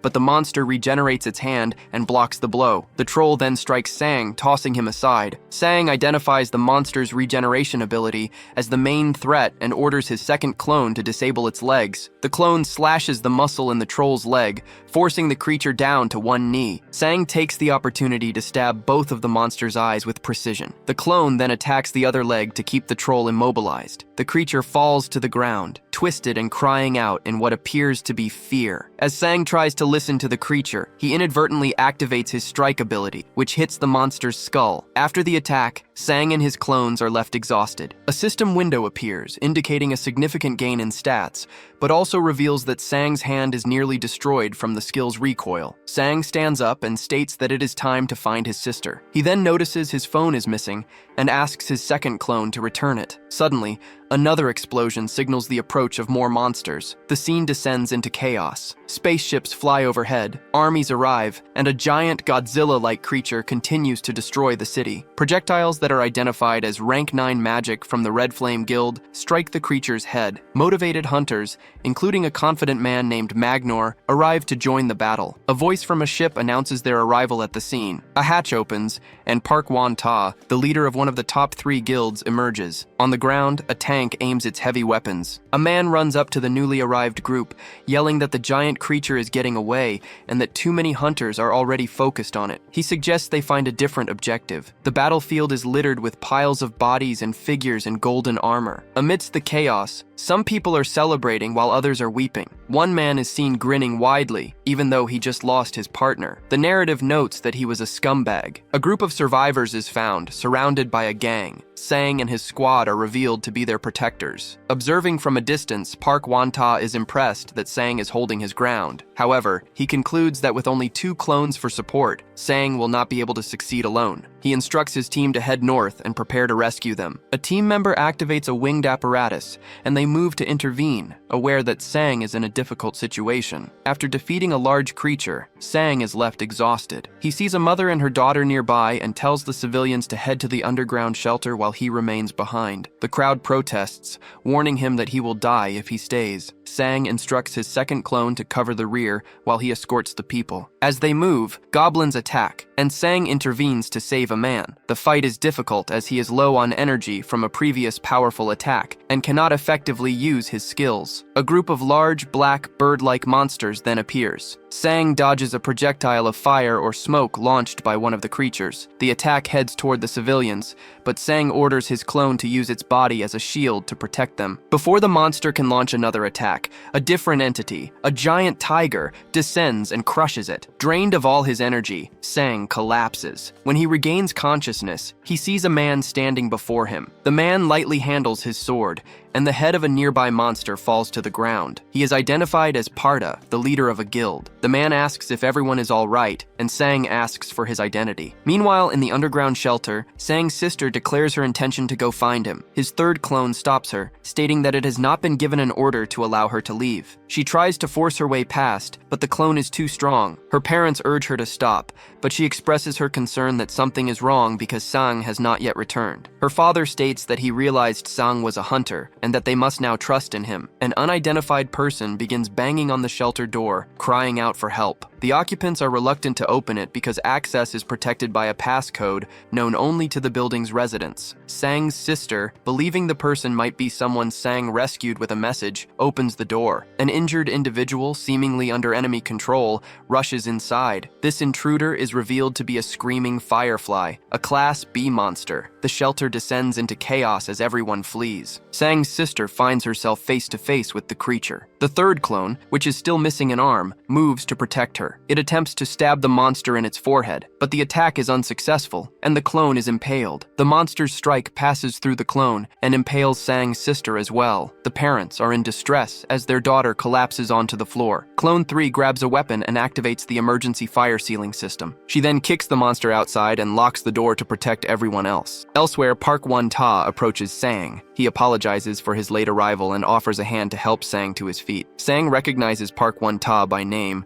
but is surprised by the man's immense strength. Sang introduces himself and expresses his gratitude for being saved. In return, Park Won-ta thanks Sang for having saved so many people. The surrounding survivors praise Sang for his actions, and he responds with modesty. Park Won-ta tells Sang to calm down, recalling that he saw Sang vanish just as he arrived. He wonders about Sang's identity and the nature of his power. He then asks Sang if he is a hunter. Sang confirms that he is, but explains that he is new to the role. Park Won-ta then asks Sang to reveal his ability. Sang hesitates, reluctant to share this information, but feels indebted to the man who saved him. Just as he is about to speak, he suddenly loses his mental connection to his clone, number 3. Realizing what this means, Sang grabs a sword from the ground. He shouts that his family is in danger and immediately runs off in their direction. Park Won-ta understands the situation is urgent. He instructs the rescue team to remain behind and escort the survivors to safety. As Sang runs at full speed, the demon sword he is carrying begins whispering commands to him, urging him to kill. He struggles to maintain his composure while activating his dash ability. In another location, a man with a mustache loads a fire bullet and shoots it at a massive monster, but the attack has no effect. Other hunters attempt to concentrate their magical attacks on a single point on the creature's body, but their combined efforts are also ineffective. A hunter using a poison-laced sword finds that he cannot penetrate the monster's hide. The group begins to understand that they must cooperate to defeat the beast. Just then, a new individual arrives and dismisses the idea of teamwork. The other hunters ask what he is doing there, and he replies that he is only present for the monetary reward. He declares that someone with his level of power does not need to cooperate. As he speaks, he launches a powerful attack that resembles a shower of meteors. Meanwhile, inside the shelter, Sang's father attempts to stop his daughter's bleeding, calling out for an ambulance or any form of medical help. Sang's mother is also in distress, as the girl's condition appears to be critical. Suddenly, there is a spark at the shelter door, and Sang's father sees that something has burned its way through the seal. A small monster has entered the room. Lying wounded on the floor, his daughter urges him to run. The cursed firefly monster then begins to speak through the girl, using her voice to beg not to die. The parents remained with their daughter as another individual arrived on the scene. Sang and his father made eye contact. To his father, Sang appeared completely different, as if he were possessed. The sight of his injured sister on the floor caused Sang to become enraged again after a brief moment of calm. Sang sprinted forward and slashed at the monster, successfully severing one of its arms. However, he was also struck in the exchange. Sang writhed in pain, while the monster seemed to take pleasure in his suffering. As had happened in a previous encounter, the sword caused its wielder to become more unstable as it was exposed to more blood. Before the fight could resume, the monster, which possessed numerous legs, closed the distance and confronted Sang directly. Suddenly, a colleague intervened, saving Sang from the immediate threat. Another man named Wante also arrived. While the monster was still present, Sang collapsed into Wante's arms. Wante executed a flying kick that sent the creature a great distance away. The female colleague who had first assisted Sang reported that his injuries were severe. It became clear that Sang was missing an arm and was entering a berserk state. The woman performed a mana transfer, but Sang's condition continued to deteriorate uncontrollably. Wante asked about Sang's condition, and the woman replied that he was not doing well. She urged Wante to kill the monster immediately. Sang, who was in critical condition, weakly spoke. He mentioned his sister, indicated her location, and told his colleagues to save her instead of him. Wante reassured Sang that both he and his sister would survive. He told Sang to rest, promising that the situation would soon be resolved. Shortly after, Sang lost consciousness. At the Hunter Association, the situation was chaotic, and many were demanding an evacuation. The leader of the top-ranked guild arrived for a meeting before an official disaster announcement could be made. This guild leader argued against making the situation public, stating that it would cause a citywide shutdown. He warned that since the exact timing of the disaster was unknown, a premature announcement would have severe economic consequences for the country, for which the association would be blamed. The association's leader asked what the guild leader proposed. The man suggested they withhold information about the creatures from the public. He reasoned that this would shift responsibility to any individuals who chose not to evacuate. The association's leader disagreed, pointing out that this would lead to many deaths. The guild leader responded that he considered the casualties a positive outcome, adding that anyone who had not awakened or was below D rank was useless. He then placed a hand on the association leader's shoulder, implying his suggestion was not a request. The scene then shifts to Sang and his clones. While the clones were engaged in intense training, Sang was resting and eating snacks. A person named Junmo contacted Sang, advising him not to rely solely on his clones for training. Junmo warned that Sang was wasting his potential to become one of the best hunters. Sang dismissed the concern, replying that everything was fine. Sang does not want to be a hunter. His primary motivation is to earn money. Upon hearing this, Junmo's expression changes. He asks Sang if this desire for money is the reason for his current situation, and whether it is a sufficient goal for him. Sang then has a dream where he sees visions of his deceased family members, including his sister, who begs him to save her. He awakens from the nightmare feeling completely exhausted. Wantai is at his bedside and asks if he was having a nightmare, advising him not to move too much. Sang acknowledges the pain he feels. Wante relays the doctor's assessment, explaining that Sang's condition is serious. The wound was very deep, but he was fortunate to have survived. Sang offers his thanks, but Wantai dismisses it and mentions that he has something to discuss with him at a later time. Just then, Sang's parents rush into the room in a state of distress, urgently asking if they have lost their daughter. A doctor reports that Sang's surgery was successful, but that he will require continued monitoring while he recovers. Sang is informed that 4 days have passed since the portal appeared. All the major monsters have been eliminated, leaving only a few low-class ones. Sang says he does not remember anything that happened before he lost consciousness. He then asks about his sister's location and condition, but no one answers him. As everyone lowers their heads in silence, Sang presses for an answer, asking why no one is speaking and if his sister is also in a hospital bed. The doctor finally explains that while her abdominal wound was treated, she was infected by a mana virus from the monster. This type of virus drains a person's energy. In most cases, it is harmless because the virus dies when it encounters an incompatible mana trait. However, in rare instances, a person's mana perfectly matches the virus, which prevents them from living a normal life. Sang asks how the infection can be cured. The doctor explains that there is currently no cure. The only potential options are to seek treatment from a powerful S-class healer named Bless, or to acquire specific healing items from the other side of the portal. The doctor emphasizes that either option would be extremely expensive. Hearing this news, Sang blames himself for the outcome. He regrets his decision to help others instead of prioritizing his own family. He reflects that the situation might have been different if he had been stronger, like Wante, or if he had possessed the power to save everyone. He feels that he should have tried harder. Sometime later, a young woman comes to visit Sang in his hospital room. He asks if her family is safe, and she confirms that they evacuated to a shelter in time. She explains that she found out he was hospitalized after getting his family's contact information from a mutual friend. The visitor wishes Sang a speedy recovery, adding that she still has much to learn from him. Sang interrupts her, stating he needs to tell her something important. He then informs her that he is dropping out of college. 2 weeks later, Sang has already left the hospital, having made a remarkably fast recovery. Prior to leaving, he had explained his sister's medical condition to his visitor and informed her that he would no longer be able to tutor her. He apologized for the inconvenience, and she simply replied that it was all right before leaving. A woman informed Sang that even if he chose not to contact her, he would come to regret his decision. She explained her plan to enroll in the college he had told her about and to find a new boyfriend there. She warned him not to attempt to reconcile with her after she had moved on.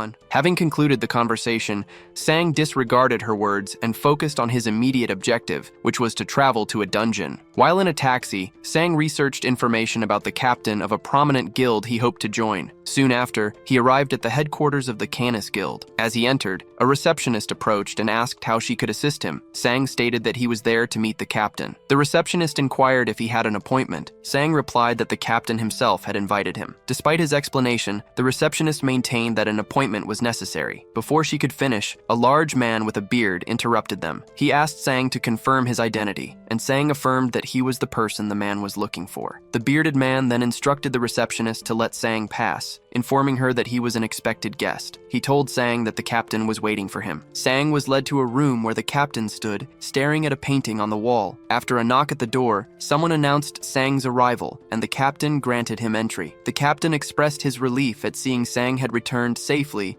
and asked how he had managed to recover so quickly. Sang replied that it was thanks to the captain's intervention that he had avoided more serious injuries. The captain dismissed the praise, saying he had only done what was expected of anyone in that situation. Sang disagreed, emphasizing that the captain's actions went far beyond a simple duty. He pointed out that the captain had not only saved him, but also his entire family, ensuring they all received immediate medical attention. Sang stated that a simple expression of gratitude was insufficient. He then asked the captain what his true motive was for providing so much help. Sang mentioned the private hospital room, the financial support for his parents, and the specialized intensive care unit his sister Jiwoo was given. In response to the question, the captain clenched his fist. He revealed that he too has a sister who went missing along with her team members. He explained that he saw a parallel between his own situation and Sang's near loss of his sister. Sang acknowledged his gratitude but admitted to feeling it. He then asked why the captain had summoned him so soon after his recovery. The captain stated that he needed to know about the ability Sang had previously concealed. He asked directly if Sang's clones were solid, physical bodies, referencing the clone that had sacrificed itself to protect a civilian. Sang confirmed that this was his ability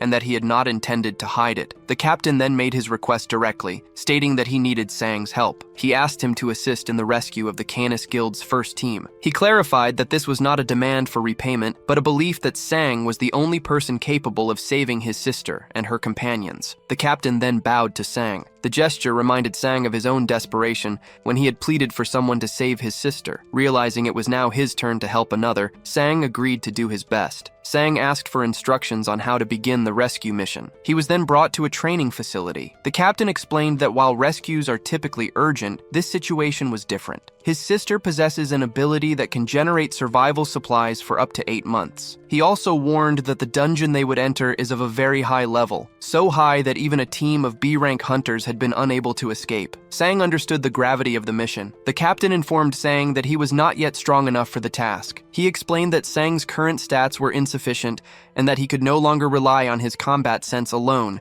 as it had reached its maximum potential. Hearing this, Sang reacted with shocked disbelief. Jemmet was concerned after Sang asked to take a break from hunting for a few days and then ceased all contact. Sang later appeared before him, looking severely beaten. Jemmet asked what had happened to him. Sang explained that he had been beaten up and proceeded to recount the recent events. Jemmet remarked on the fact that Sang's sister had been infected, yet Sang himself seemed to be all right. Sang confirmed that he was fine and mentioned that he had accepted a mission from Kina's guild. After Jemmet expressed his understanding, Sang asked him to update his contact information to clone number 2, as he had lost his old phone. Jemmet suggested that Sang should back up his contacts from the old device, but Sang refused. When Jemmet asked how he would reconnect with his friends and acquaintances, Sang replied that it was for the best. Jemmet then inquired about the cause of his injuries. Sang explained that he was training with a man named Wan Ta. Alarmed by Sang's condition, Jemmet offered to complain to the guild about the harshness of the training. Sang stopped him, explaining that he understood Wan Ta was desperate and motivated by the desire to save his own sister. Sang also told Jemmet of his plan to incorporate his clones into the training sessions. The next day, Sang brought one clone to train with Wan Ta. Both Sang and the clone were defeated. On the following day, he brought 2 clones, and all 3 of them were beaten. The day after, he returned with 3 clones, but all 4 of them were defeated again. Jemmet spoke with Sang and his injured clones. Sang admitted that Wan Ta was overwhelmingly strong. He explained that even mimicking his opponent's movements was useless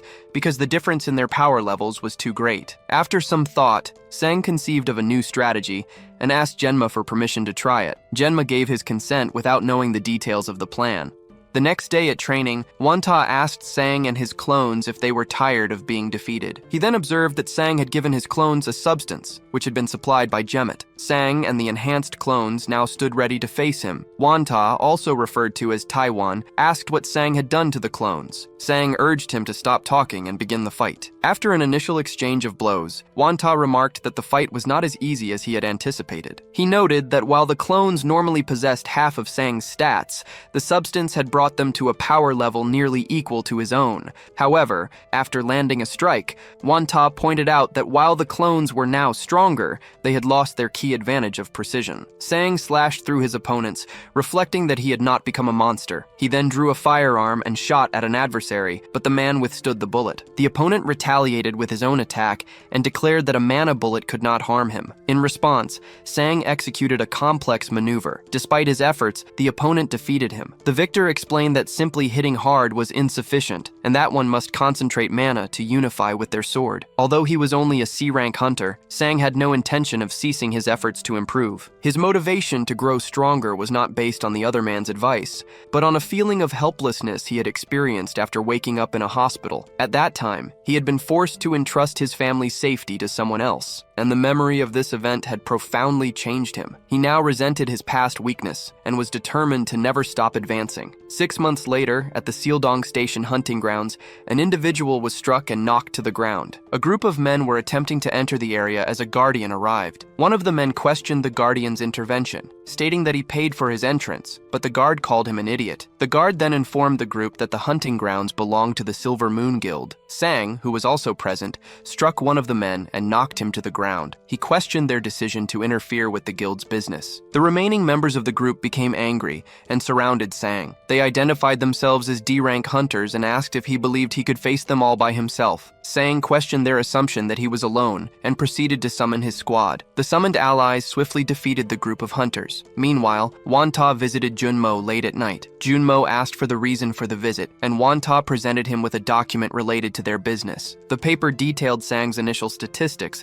and showed his significant evolution over the past 6 months. Wan Ta remarked that Sang's growth made him seem like a different species. Junmo Yolo asked if Sang was now strong enough to execute their plan. Wonta admitted he had prepared a backup plan in case Sang's development was inadequate, but noted that his growth had been monstrous. He pointed out that Sang's strength stat had increased from 1.4 to 19, and his regeneration had risen from 0. Wonta concluded that it was time to begin the rescue mission, also considering that Sang's clones were even stronger than their statistics suggested. At the dungeon entrance, Sang was engaged in a physical altercation with several individuals. A guard intervened and told Sang to stop, but Sang questioned the order, asserting that the others had initiated the conflict. He then instructed his clones to destroy one of their phones to prevent them from calling for reinforcements. Other hunters who witnessed the scene decided to avoid the trouble and find a different dungeon. Inside the Seal Dong Station hunting ground, Sang encountered an individual holding a gem. When questioned, the person identified themselves as a collector. Sang greeted the man, who recognized Sang and asked why he was there. Sang confronted him, stating that he was too weak to be in a D-rank dungeon and that his equipment was not suitable for hunting. He then noticed another person also gathering items nearby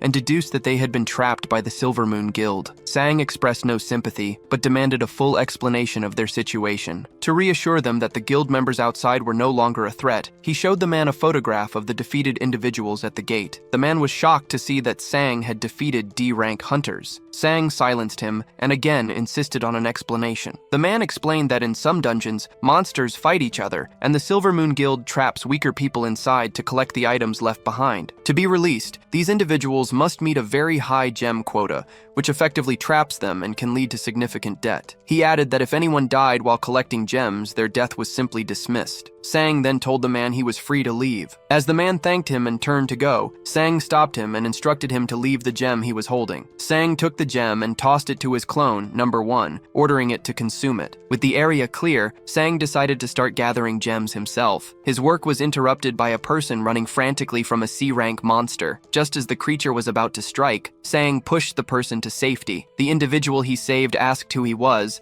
and Sang replied that he was their savior. As the monster drew closer, the person panicked, accusing Sang of leading the creature toward them. Sang told them to remain calm. When the person noticed the powerful physique of Sang's clone, they attempted to run away again. Sang grabbed them, preventing their escape and demanding they explain everything. While some observers reacted with terror to the appearance of a large creature, Sang's clones were already fighting it, causing several explosions. Sang himself remained composed, even when one of his clones was defeated. He questioned the clone, asking how it could have lost after consuming so many gems. He then instructed the clone to stay still, reminding it of the resources he had invested and stating that he needed to concentrate. Without any hesitation, Sang drew a cursed sword and severed one of the creature's arms. He proceeded to attack the female creature with a relentless series of slashes, which seemed to confuse his opponent. The sword's curse began to affect Sang, triggering a memory of the monster that had killed his sister. He momentarily struggled to maintain his composure. The creature swung its remaining hand towards Sang, who responded by summoning 50 clones to intercept the attack. He then used the cursed sword to deliver a powerful blow, cutting down the attacking limb. Afterward, Sang muttered that he disliked using that particular weapon. The young woman who had witnessed the fight asked if he had truly defeated the creature by himself. Sang confirmed that he had, just as he promised he would, before turning his attention to his primary clone. Sang approached his first clone and asked about its condition. The clone was badly injured, and its wound showed no signs of healing. The woman explained that the creature's bone sword was cursed, which prevented any wounds it inflicted from closing. She told Sang that they would need a healer. The woman then inquired if the clone was actually human, and Sang confirmed that it was. The woman admitted that she had initially mistaken the clone for a troll wearing a cap. After a moment of hesitation,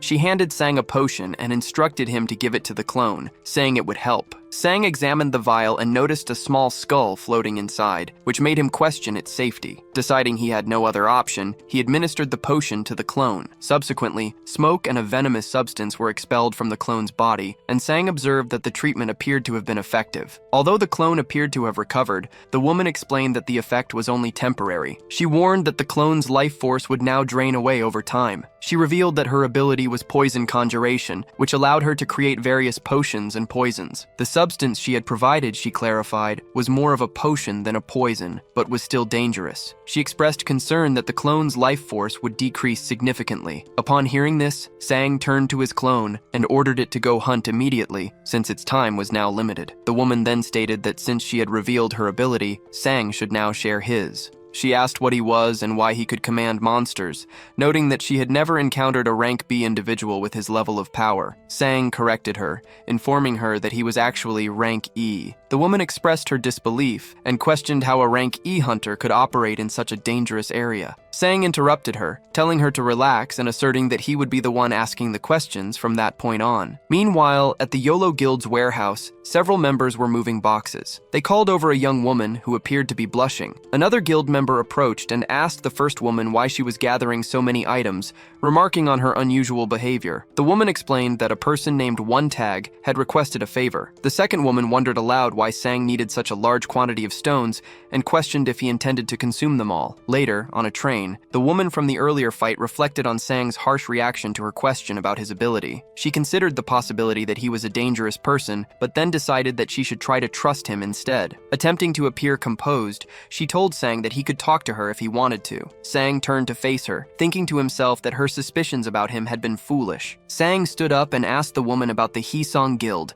which she had mentioned while fleeing. Surprised, she questioned how a hunter could be unaware of them. Sang explained that he had only been a hunter for a short time and asked her to tell him about the guild's illicit activities. The woman revealed that Silver Moon is a puppet organization for the Heiong Guild, created to handle their unethical operations. She added that the Heiong Guild is controlled by a man with a mustache. Recalling someone else who had been harmed by them, Sang asked if she had also been captured by the Heiong Guild. The woman replied that he did not need to know that information. Having acquired the details he sought, Sang announced that he was leaving to continue hunting. The woman asked why he was departing so soon. He told her that if she did not wish to remain, she should make her way to the gate. He then turned and walked away. Sang remarked that he found her ability impressive. In response, she said that she disliked her power because it had many side effects and was designed primarily for killing. Sang then handed her Junmo's contact card. He advised her to call the agent if she was afraid of the Heiong Guild and needed a safer place to work, noting that the agent also held a strong dislike for the guild. With that, he departed to hunt monsters. As he left, Sang reflected that he should have made a greater effort to persuade her, as her poison ability could be very useful for his clones. During a subsequent fight, Sang's clone, number 1, suddenly collapsed and disappeared. This was a side effect of the poison ability, which Sang recognized as a significant drawback. Once the skill's cooldown period ended, he resummoned the clone, which appeared unclothed. He instructed it to get dressed, and after it was ready, he resumed hunting. Unseen by Sang, 2 large men were watching him from a distance. They appeared to be some of the hunters who had been gathering gems before he forced everyone to leave the area. Deciding to search for valuables themselves, they soon discovered a puddle of refined liquid crystal. The men discussed how a small amount of the substance was worth 100 times more than ordinary gems and could increase a person's stats by 0.5. However, they also knew that consuming it would transform the user into a monster. One of them, a man with blonde hair, concluded that the stat boost was not worth the risk. His companion then mentioned an illegal organization called DEP, which processed these items for human use. Since DEP purchased all available gems, their suppliers became very wealthy. Realizing the immense value of their discovery, the 2 men decided to return the next day to collect all of the liquid crystal. After the men closed the door and left, it immediately opened again. The woman who had been with Sang appeared in the doorway. She had been followed by one of his clones, but had managed to evade it. She began gathering all the valuable items in the room, stuffing them into her clothes. A chaotic crowd was running nearby, and she blended in with them to make her escape. The clone in the vicinity did not notice her departure. Meanwhile, Sang continued to accumulate wealth from his hunt until he was interrupted by an incoming message. The day after being told to come to Kina's guild for a mission briefing, the men who had initially found the liquid crystal returned to the dungeon. They discovered that the crystal was gone. In response, one of the men violently grabbed a guard by the throat, expressing frustration with the security. He demanded to know who had been allowed to enter the area. The guard explained that the only individuals who had accessed the site were Sang's group and the people who were subsequently evacuated. Upon hearing this, the man released the guard, recalling his encounter with Sang and his companions. He internally questioned how he could possibly contend with opponents of their caliber. Meanwhile, a female character who had escaped the earlier conflict was moving through the night. She felt relief at having met Sang, believing she would not have survived otherwise. She had also managed to acquire some gems from the incident. As she stopped to examine the gems she had taken, a business card fell from her pocket. She picked it up and remembered Sang's words. words. He had told her that her ability was impressive and offered her a place by giving her the number on the card. Despite this, her thoughts turned critical. She dismissed Sang as an idiot and decided she would not contact him simply because he had praised her skills. At the guild meeting, Tawan began the briefing. He stated that the mission was related to Odin's tower, a place where Team 1, which included his sister, was currently trapped. Junmo appeared confused by this information.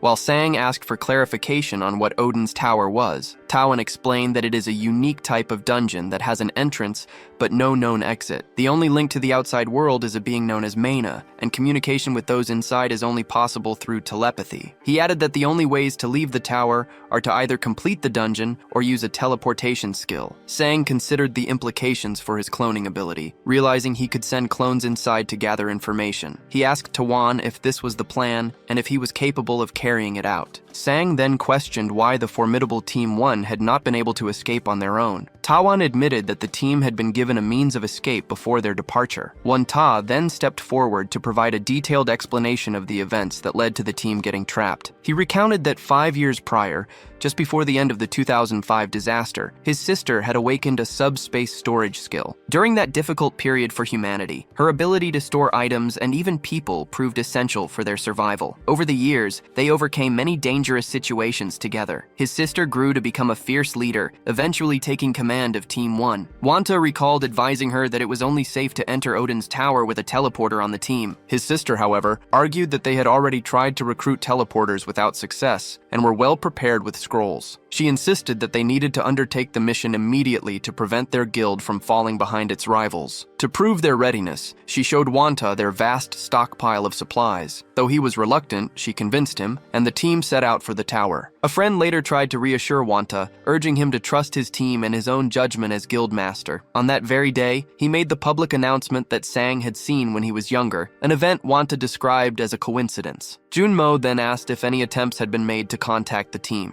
He explained that they had taken 10 telepathy scrolls to send back information. Communications proceeded as normal for the first few weeks. However, after about a month, something went wrong. In the communication tent set up at the tower's entrance, an operator was preparing a scroll to receive a message from the team, but the transmission he received was completely unexpected. Taewon continued his story about the tower, recalling the day his team used a scroll to establish contact with Team 1, who were trapped inside. He described how a teleportation portal opened next to them. When the first person emerged from the portal, he was severely wounded, with major abdominal injuries and bleeding profusely from his mouth. Taewon recalled that at that moment, the confidence of everyone present was completely shattered. The injured survivor then collapsed into the arms of a colleague, who immediately called for a medical team. As this happened, the portal began to show signs of collapsing. A woman in the group asked if the telepathic connection was still active, and a man confirmed that it was. She instructed him to relay a message to the team inside, warning them that a rescue party would arrive at 2 in the afternoon and that they should prepare to leave. While receiving medical attention, the wounded man apologized. He explained that a new, unknown type of monster had appeared inside the tower. Despite their best efforts, even the highest-ranked healers were unable to effectively treat his injuries. Taewon recounted that he stood by, stunned and unable to speak. The telepath then announced he would repeat the final words from the team inside the tower. He relayed their message, in which they stated their belief that they had failed the mission, though they had initially thought they could succeed. They urged the rescue party not to rush, as they could still hold on for a while. Their final communication was a promise to try and return alive, no matter what happened. Taewon concluded that after this event, they attempted to hire many other hunters, but no one was willing to enter the tower where only the teleporter had managed to survive. Back in the present, Taewon confirmed to Sang that he believed Sang could reach the location where the team was trapped. With this confirmation, Taewon stated he was ready to execute the rescue mission and that the guild would provide an escort to the tower's entrance. Before departing, however,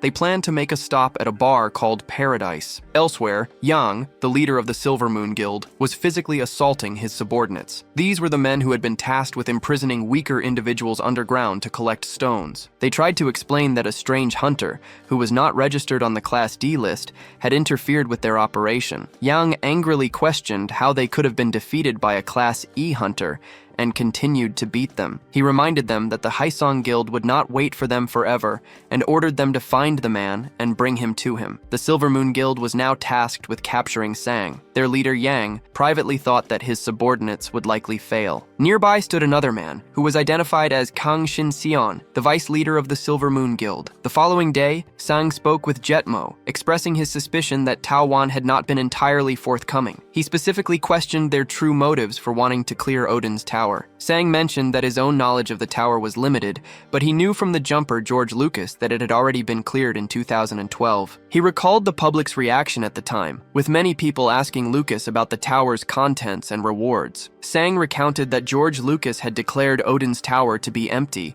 with only a single monster remaining inside. Lucas had stated there were no treasures or items to be found, and had advised other hunters not to risk their lives for a useless endeavor. Hearing this, Jetmo offered to investigate the matter for Sang, but Sang declined, saying it was not necessary. As their conversation concluded, the agency door opened and a woman entered. It was revealed that she had been sleeping inside the building. Jetmo asked for her identity, and Sang explained that he had called her to the agency. When Jetmo moved closer to the woman, she drew back from him. The first thing she did was ask for food. After she finished eating, Sang handed her a number and inquired if she had come to the JM agency to work. She affirmed that she had. Jetmo asked what her abilities were, to which she replied item appraisal and potion making. Sang then clarified that her potions were lethal to anyone who drank them. Sang, now with a new haircut, explained to Jetmo that her deadly potions would be highly effective when used on his clones. Understanding the plan, Jetmo accepted her into the agency and began to gather the necessary equipment for her to produce basic potions. With the matter settled, Sang stood up and announced his departure, stating he had more important things to do. The woman asked where he was going, assuming he was dungeon hunting. Sang corrected her, saying his purpose was different this time. In response,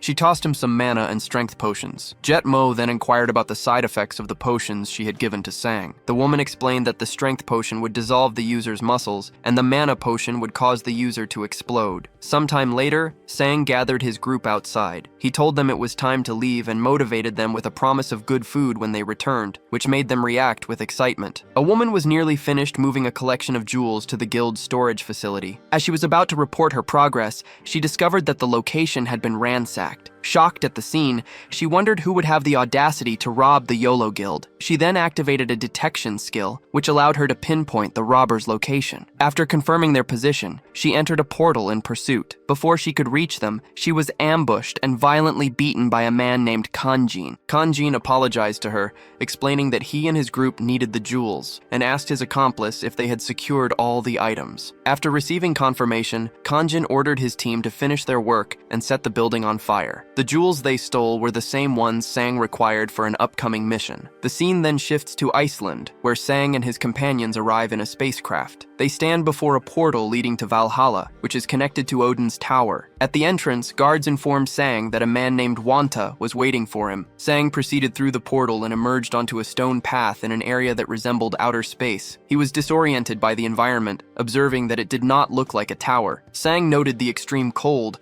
and located the guild's supply depot. Inside, he found that all the jewels had been stolen, and the occupants were discussing the incident. When Sang entered, the people present greeted him with enthusiasm. They provided the clones accompanying Sang with jackets to protect them from the cold before the group prepared to depart. Their objective was 40 kilometers from the entrance, at the site where a previous team had disappeared. Sang commented that the distance was not as great as he had expected, considering it had taken the first team a month to travel that far. Wanta explained that the delay was due to battles with monsters, not a shortage of supplies. He then gave Sang 3 protective scrolls for the clones. Sang distributed the scrolls to clones numbered 4, 5, and 6, stating that they were essential to his plan. Sang asked for instructions on how to use the scrolls and was told to simply tear them, as each was linked to a fixed location. A woman in the depot added that Team 1 had been scheduled to investigate a specific area at 2 p.m., and she advised Sang to search for signs of a battle there. She then asked if he had any more questions. In response, Sang asked Wanta what he would like for dinner if Sang were to return successfully with his sister. Wanta replied that he would want a homemade meal. The clones gathered their swords and potions,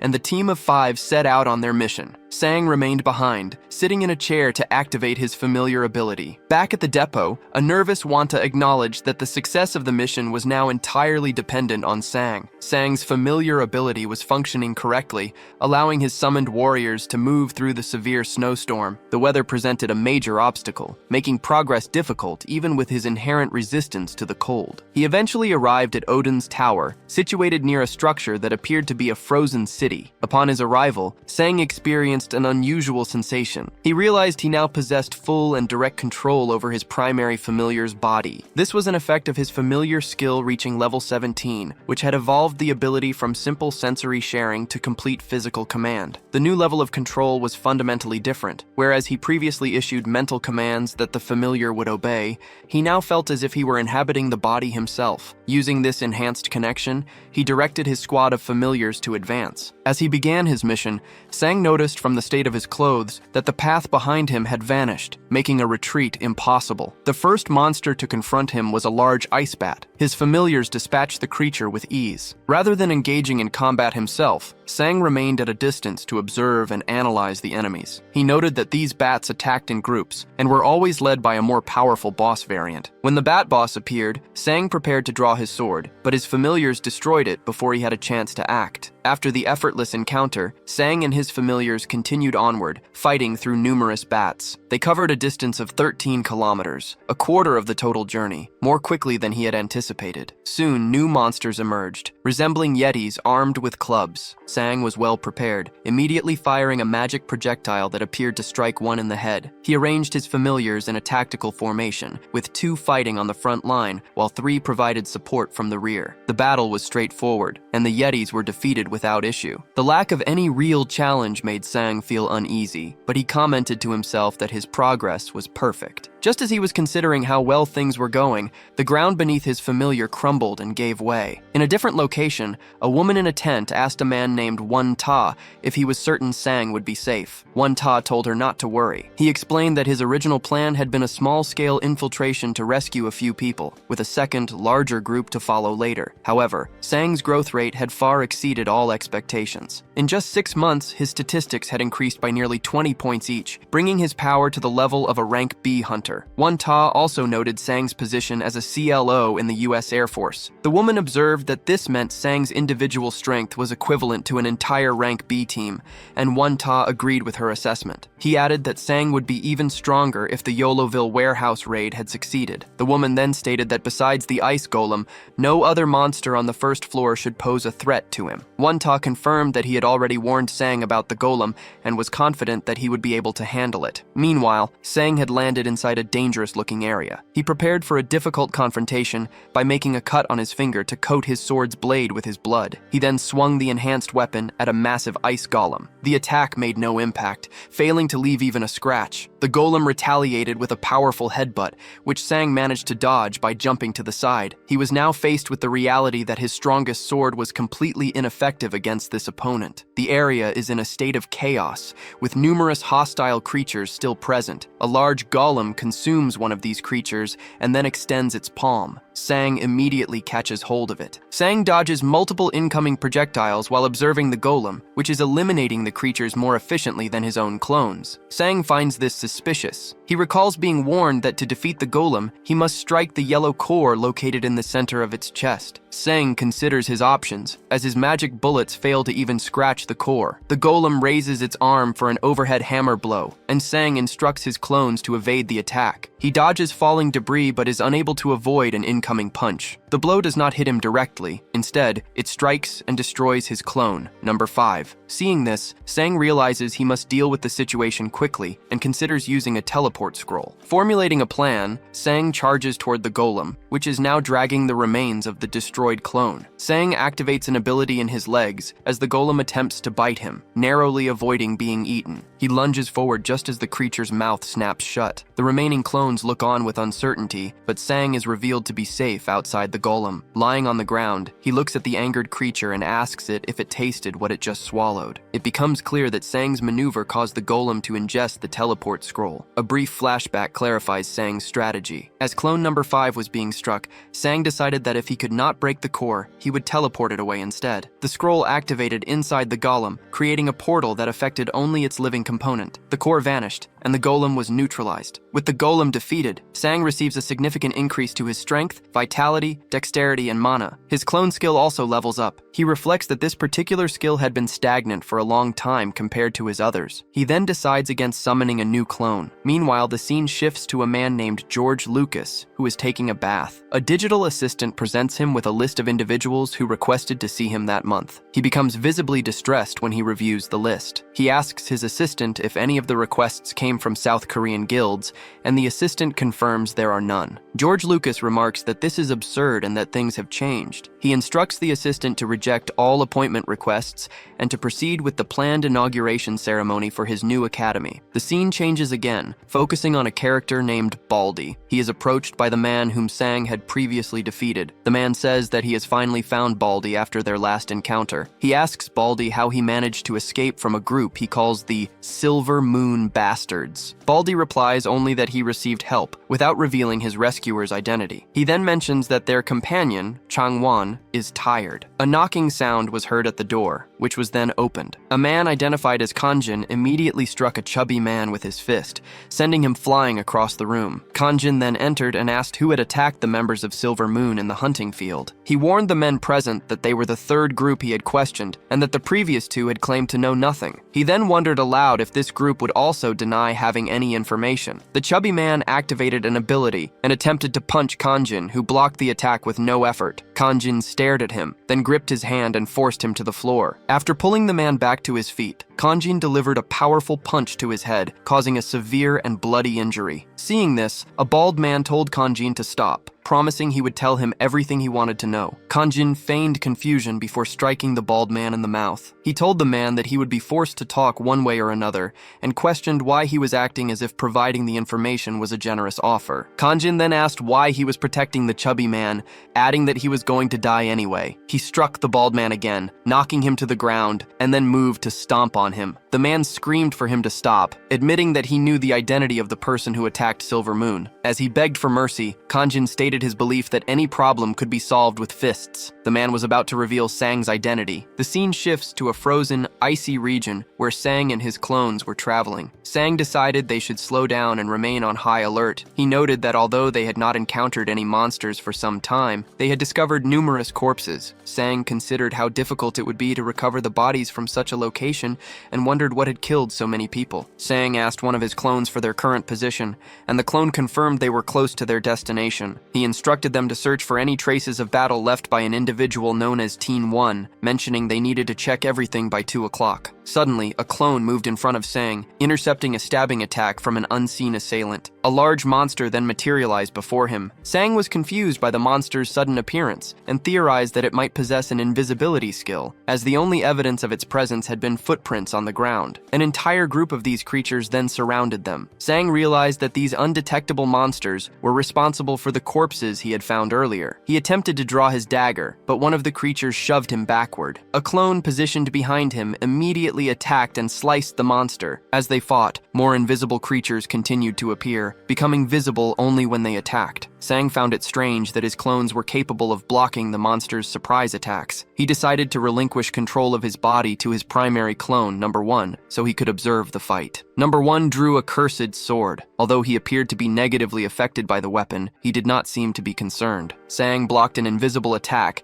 then sensed another one from behind and struck it down. He quickly determined that he could react to the monsters by listening for the sound of the wind from their blades as they swung. Sang realized it would not be simple to copy his clone's abilities, and that he still had much to learn. Meanwhile, inside the dungeon's sub-dimension, a member of the trapped party spoke to their captain. He noted that it was almost 2 o'clock, and that they needed to assess the situation. The captain stood up and stated that she could no longer offer any words of hope. She was certain the day would be the same as before, with the sound of ice being the first thing they would hear. However, the captain then heard a different sound. Outside, Sang was attempting to understand how his clones were able to detect the monsters. The creatures did not have high statistics, but their invisibility made them a significant threat. His clones were accumulating numerous injuries from cuts and strikes, and their numbers did not appear to be diminishing. It was impossible to estimate how many enemies remained. Suddenly, a sub-dimension portal appeared. Sang recognized it as the location of the attack team and immediately sent all of his clones running in that direction. From inside the portal, the captain saw a person approaching. The group's initial reaction was subdued, but some grew impressed as the figures drew closer. The captain activated a vision skill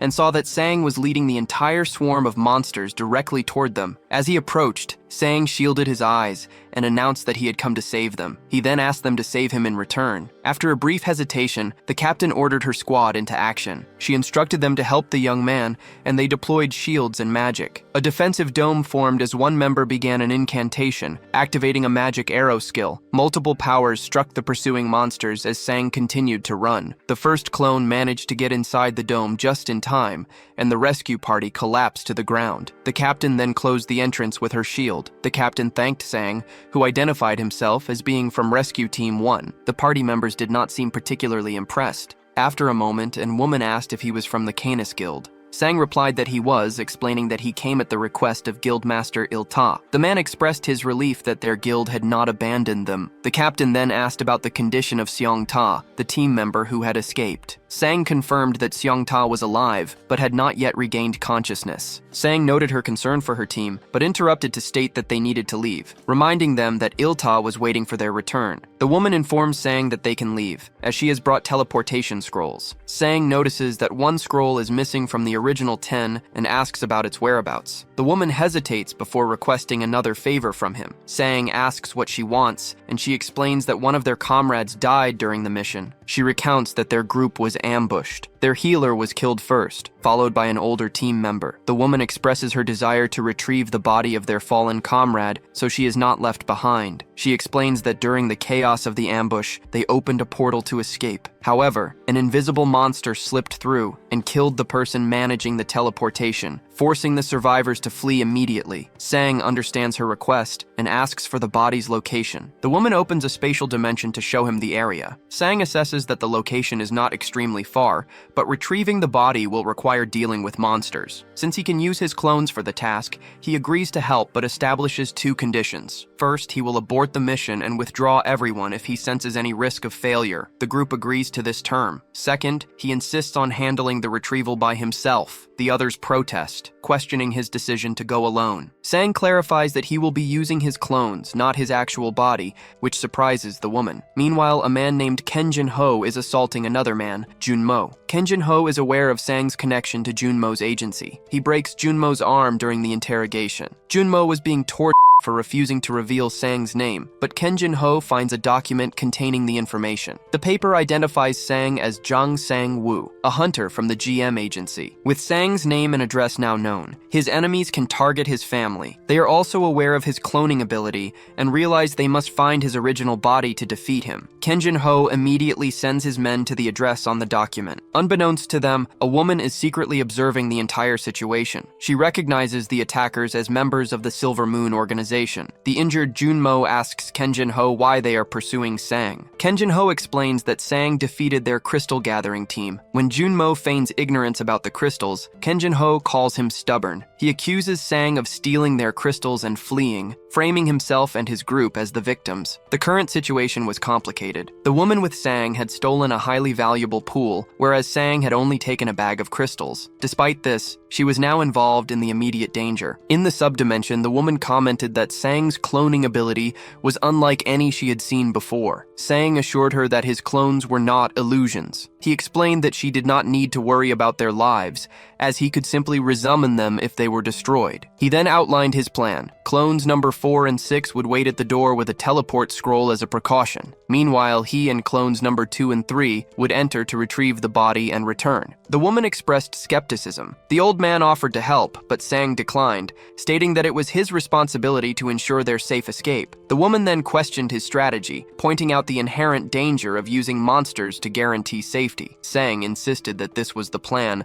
and that its success depended on her trust. After a moment, she reluctantly agreed to follow his lead. Sang drew his cursed sword. For the past 6 months, he had been increasing his stats by consuming crystals, which had also granted him a new skill. This passive ability, called Monster Devour, gave him a 12% chance to absorb a portion of a monster's stats whenever he killed one. This was the primary method he used to increase his attributes, although he was not yet satisfied with his progress. Standing before the portal, Sang gave the command to open it. He observed that the portal was powerful enough to consume mana explosions. He then instructed clone number 4 to pass him a knife. After receiving it, Sang threw his sword and a container of demon venom through the portal. He issued a final instruction for everyone to evacuate immediately once the body was recovered. The woman then informed him that the monsters inside the dimension remained stationary, waiting for targets, which meant the ones he brought would also stay in their positions. With the plan set, Sang cracked his knuckles as the portal opened. He gave the signal to advance and dashed inside. He immediately located the body and began moving towards it. He soon noticed a footprint, alerting him to the presence of a nearby enemy. Outside, the remaining clones guarded the area and instructed the others to stay back. Some of the people offered to help, but the sister declined. She explained that their location was 40 kilometers from the main entrance,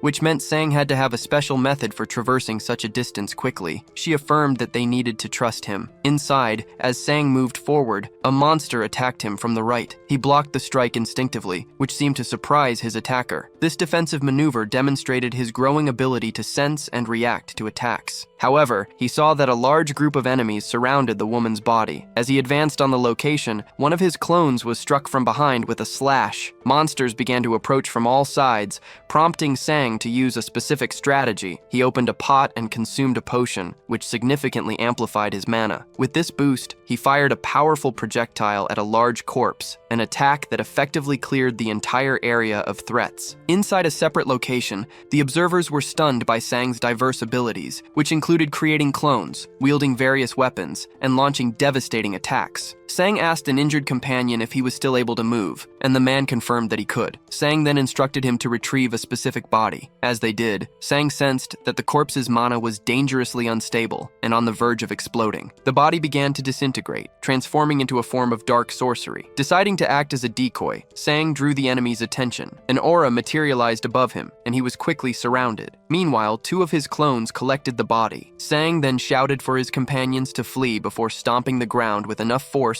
to launch everyone into the air. The clones used this upward momentum to land ahead of the others and sprint towards a portal. The group escaped successfully, and one of the female members expressed her gratitude. After passing through the portal, the group began to cut a scroll to seal it. An older man present warned them not to do it yet, pointing out that someone was still on the other side. Sang explained that it was only a clone, and that its survival could no longer be guaranteed. The clone, which appeared fully conscious, looked back at the group before they departed. As a result of the battle, Sang's Monster Devour skill had activated repeatedly. Through this ability, he absorbed the ice essence from numerous defeated creatures, which enhanced his strength, reflexes, mana, and resistance to cold. The scene changes to another location where an individual is slicing an apple. This person speaks to a man named Mr. Xiang Tae, informing him that the rescue mission was scheduled for that day and might already be over. They urged him to wake up, at which point Mr. Xiang Tae's finger twitched. Back at the guild base inside the tower, a portal opened. Guild members ran towards it, anticipating the team's return. A hand emerged first, causing the onlookers to become frightened. A young woman recognized the person coming through as her brother, and overcome with emotion, began to cry. Elsewhere, Sang regained consciousness in a chair. It was noted that this was the first time he had employed such a self-destructive tactic. His sister was with him and attempted to maintain a composed demeanor. Wanta embraces a woman, telling her to be quiet and reassuring her that everything is now fine, though he also calls her an idiot. In response, she she begins to cry. The woman explains that she was terrified and had been certain no one would be able to rescue them. She feels responsible for what happened to another woman during the incident. As they have their emotional reunion, a group of people watches them. Elsewhere, the man who had been hospitalized finally regains consciousness. Later, Sang is reviewing his stats when a clone appears and returns his sword. He is pleased to see that his attributes have increased significantly. One Taz then approaches and addresses him as Mr. Hunter, formally thanking him in Japanese. Sang replies that he only accepted the job for the high pay. One Taz dismisses this and promises that, from that point on, he will provide assistance whenever Sang needs it. He clarifies that Sang only needs to inform him of any problems. Sang later approaches Wanta to return a scroll that he did not use during the mission. Wanta initially tells him to keep any unused items from the expedition as his own. Sang refuses the offer, insisting that the scroll belongs to the guild and that he would feel wrong keeping it. Junmo then takes the scroll back. The sister expresses her surprise, remarking that Sang had apparently been present with them the entire time. One Taz explains that Sang remains stationary while using a familiar skill to control his creatures from a distance. The sister now believes the explanation, admitting she had previously thought it was a story made up to calm them down. One Taz observes Sang and contemplates how powerful he might become in the future. Outside, Sang remarks to One Taz that he will likely be busy now. One Taz confirms this, stating that he must check on everyone's health and also make preparations for funerals. Sang's phone, which was inactive inside the dungeon, suddenly receives numerous notifications. He checks the messages and is shocked to learn that Junmo has been abducted by members of Silvermoon. The message includes Junmo's current location, which is being tracked. Sang becomes visibly angry and informs One Taz that he needs to leave immediately. When One Taz asks why, Sang explains that Silvermoon has kidnapped Junmu. One Taz questions the motive, and Sang speculates it is retaliation for his earlier conflict with one of their members at the hunting field. Hearing this, One Taz retrieves a scroll from his jacket and offers it to Sang for his trip. Sang initially refuses, but One Taz insists, reminding him of his promise to provide full support. At the entrance to the Silvermoon Guild, a group of people has gathered and is waiting. Nearby, a young woman is watching the scene when someone calls out her name. A woman is apprehended by an unknown man who questions her presence. Before she can be harmed, Sang emerges from a portal behind them. He acts quickly, choking one assailant while two of his clones surround another with knives. The woman is stunned by the speed of the intervention, which takes place while a henchman can be heard struggling violently nearby. The woman urges Sang to stop, explaining that they need to get information from the man he is subduing. Complying, Sang ties up the assailants and asks for the captive's location. The woman informs him that Junmo was taken to the Silvermoon Guild's storage facility. Sang tells her to wait where she is as he prepares to assemble his allies. Inside the storage building, Junmo is being held captive by a man named Kang Win. Junmo has been repeatedly beaten. Kang Win asks him why his group chose to interfere with their guild. As Junmo wonders if his associate Sang Woo will come to his rescue, one of Kang Win's men reports that Sang Woo is abroad and will not be back for several hours. Just as the captors consider ordering food, a powerful blow strikes the door. The metal door is cut open from the outside and bursts inward. Sang enters and asks the men if they are from the Silvermoon Guild. Kang Win expresses surprise, stating he had expected Sang's arrival to be much later. Some of his men who seem to know about Sang's abilities ask about his other masked companions, prompting Kang Win to order them to capture the clones. While a weakened Junmo shouts for him to stop, Sang confronts the guild members with an expression of intense anger. The first man who attacks is met with an elbow to the chin that dislocates his jaw, followed by Sang grabbing and breaking his arm. When another henchman in a suit steps in to help, Sang breaks his arm as well. With all of his subordinates swiftly incapacitated on the floor, Kang Win calls them useless. He observes that Sang defeated them all without moving from his initial position. Kang Win calls for a pause, stating that he wants to ask a question as a precaution. He then asks Sang where he has hidden the crystals. Sang seems confused by the question, recalling only that he had picked up some ordinary stones. He warns Kang Win that he has crossed a line and that the conflict will not end peacefully. Kang Win retorts that Sang is the arrogant one, revealing that he investigated Sang's office and acknowledges his physical strength. Based on the ease with which he defeated the henchman, Kang Win estimates Sang to be at least a B-class hunter with high stats. Kang Win continues his analysis, mocking Sang for having what he considers a useless cloning skill despite his impressive stats. He speculates that Sang's only other ability must be a concentrated attack. Kang Win claims this weakness explains why Sang associated with a low-tier agency, remarking that inferior individuals flock together. In response to the insults, Sang simply offers a calm acknowledgement. Sang's clones arrive on the scene, immediately shifting the balance of the confrontation. The opposing group is now at a disadvantage. approach. Kangin's subordinates become visibly nervous, and one of them reports that the men stationed at the rear have been defeated. Kangin replies that he was already aware of this, calling his subordinate an idiot. With his reinforcements, Sang is no longer outnumbered and holds a dagger. Kangin decides to use an invisibility skill. One of his men expresses confidence, stating that Kangin will surely win because only a user with a specific detection class could possibly counter such a stealth ability. While invisible, Kangin believes that conventional methods of sensing presence or auras are useless against his skill, which he thinks erases his existence completely. He moves to attack from behind, but he notices Sang's clones seem to be looking toward his position. Still, he is confident that Sang cannot detect him and that the fight will end shortly. Just as Kangin closes in, Sang orders his clones to seize him. The clones immediately capture the surprised Kangin, restraining him effectively. Sang then instructs some of his clones to transport the injured Junmo to a hospital. The scene transitions to a bar where Sang's college friends are having drinks. They are celebrating the beginning of their 3rd year. One friend comments on the fact that it is still just the 3 of them, asking if none of them plan to find a girlfriend. Another friend who wears glasses then asks if anyone has seen Sang-woo, mentioning that no one has heard from him in a while. They confirm that Sang-woo changed his number and is not responding to messages. A third friend reveals he heard that Sang-woo is now working as a hunter. The news surprises the others, who find it difficult to reconcile the idea of the nice-seeming Sang-woo killing monsters. One friend suggests that they simply have never seen Sang-woo truly angry. He asks the friend, who was Sang-woo's former neighbor, if he ever saw him lose his temper. The neighbor recalls an incident from when they used to walk home from school together. He explains that he was mugged by a group of gangsters. When Sang-woo arrived, the friend told him to leave for his own safety. Instead, Sang-woo came back and headbutted one of the attackers. The friend clarifies that Sang-woo did not save him. They were both beaten up. He also learned later that Sang-woo had been targeted by the same group before. The friends remark on Sang-woo's character, noting that despite his calm demeanor, he would charge forward without thinking when provoked. The friend concludes that Sang-woo was tolerant when targeted himself, but became aggressive when his friends were threatened. Back in the present, a shocked Kangin asks Sang how he was able to detect him. Sang notes Kangin's confidence in his ability, and then explains that he had just finished fighting a group of monsters that used the exact same skill. Sang reminds Kangin of his earlier insults, recalling that Kangin had dismissed his skill as trash and warned him against coming here. After the battle at Odin's tower, Sang's statistics showed a significant increase, with nearly 10 points added to each stat and his cold resistance rising to 19. He acted decisively, throwing one of his opponents a considerable distance. His clones reported that one enemy had escaped,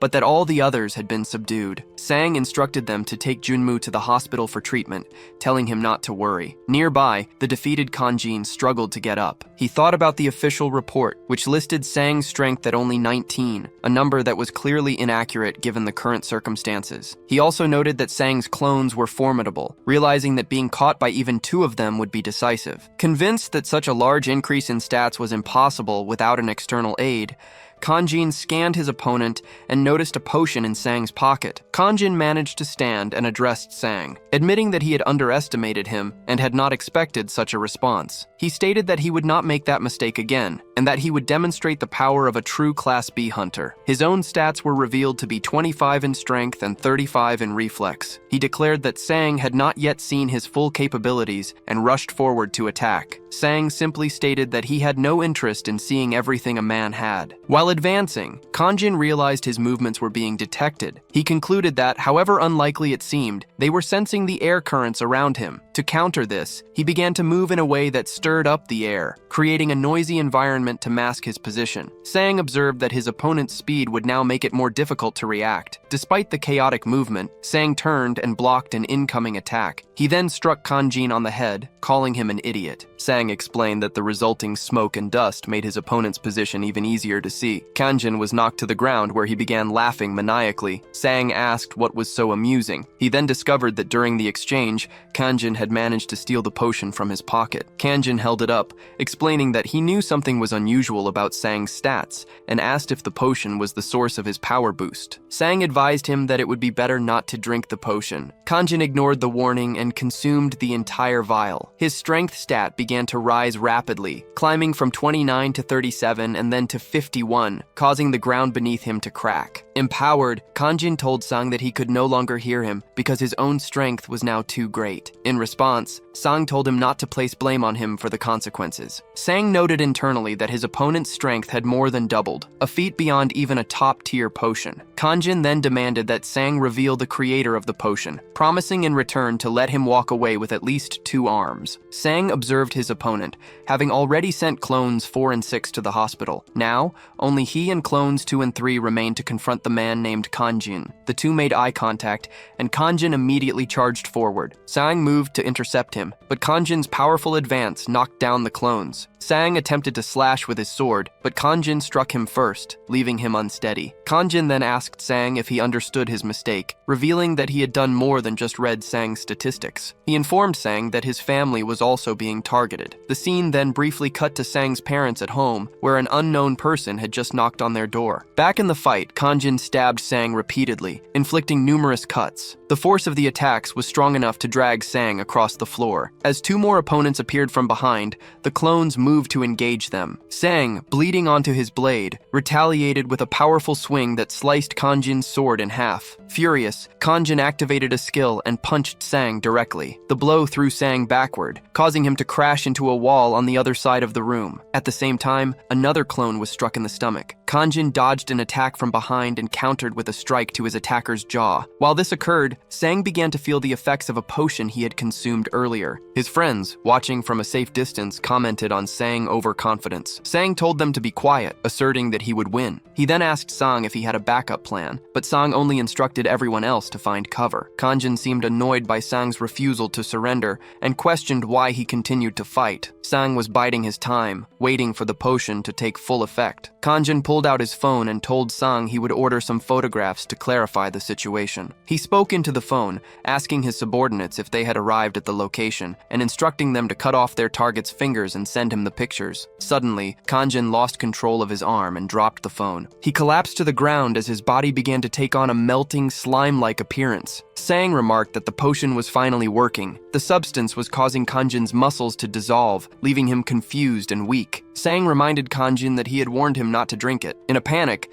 Kangjin scrambled for his phone, intending to call for reinforcements and have them bring Sang's parents as hostages. With his arm visibly deteriorating to skin and bone, Kangjin threatened that Sang's parents would die if he did not receive an antidote. However, a voice from the active call on the phone interrupted him. The person on the other end reported that Kanjin's men had attacked the wrong family and had run into the Canis Guild. A large bearded man from the guild had defeated all the intruders. It was this man who had knocked on the door of Sang's parents. While holding a man in one arm, Sang's father inquired about his son's condition. Sang confirmed that he was unharmed. The men outside still showed an intention to fight, but at that moment, a man named Kangjin received a phone call. After looking at his phone, Kangjin began to scream as his body appeared to transform into a zombie-like state without any action from Sang. Sang grabbed the transformed Kangjin and advised him to conserve his energy just to breathe. He then seized Kanjin's arm and warned him never to touch anyone he cared about, concluding the confrontation. A woman nearby watched the scene in shock. Sometime later, Sang went to the hospital to speak with Junmo. Since visiting hours were over, he entered the room through the window. Junmo noticed blood on Sang's face and asked what had happened. Sang explained that he was fine due to his regeneration ability and warned Junmo that the group known as Silver Moon was not finished with them yet. He then asked Junmo for his opinion on whether he should undergo a re-evaluation for his hunter ranking. Junmo agreed, noting that Sang's rank had already increased after the portal incident, but he had not completed any official reclassification tests since then. Sang explained that he previously had no interest in power itself, as his only goals were to become strong enough to protect his loved ones and to pay for his sister's hospital bills. Junmo asked what had changed his mind. Sang reasoned that if he held a higher classification, like A rank, Silver Moon would not have dared to attack them or the JM agency office. This was why he now sought a higher rank. Junmo agreed it would be great for the agency's publicity,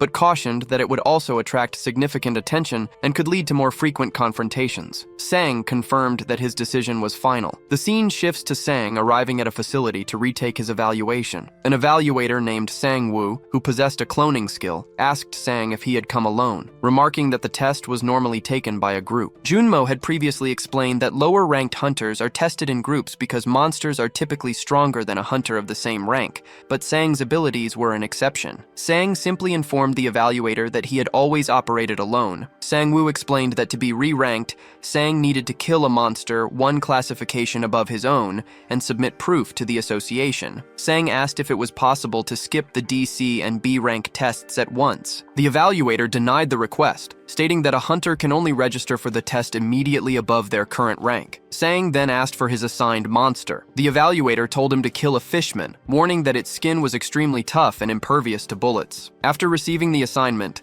Sang walked to a chair, sat down, and began looking at his phone. 2 hours later, Sang-woo saw that Sang had not left for the hunt and wondered if he was serious about the test. At that moment, Sang stood up and walked back to the evaluator's desk. Sang-woo asked if he wanted to cancel the test. Sang replied that he had already hunted the monster. When the evaluator asked for clarification, Sang confirmed that he had killed the fishman and had already submitted the proof. Sang requested to be registered as a Class D hunter. The association employee was skeptical, pointing out that Sang had been sitting in front of him drinking coffee and that it was impossible for him to have completed the prerequisite hunt. The employee, who had not seen Sang leave the building, was unaware that one of Sang's clones had gone to the hunting ground. He told Sang to check the confirmation himself, as it had already been sent by the hunting ground. The employee then reluctantly checked the system and found official confirmation that Jong Sang-woo had successfully hunted a number 5 fishman. Confused by the result, the employee called the hunting field to verify Sang's activity. The staff on the other end confirmed that Sang had indeed hunted and killed a monster there. The employee wondered aloud if the system had malfunctioned. Sang, who had been waiting patiently, asked if there was a resolution. The employee, privately suspecting some form of deception, agreed to process the rank upgrade. The employee officially promoted Sang to Class D,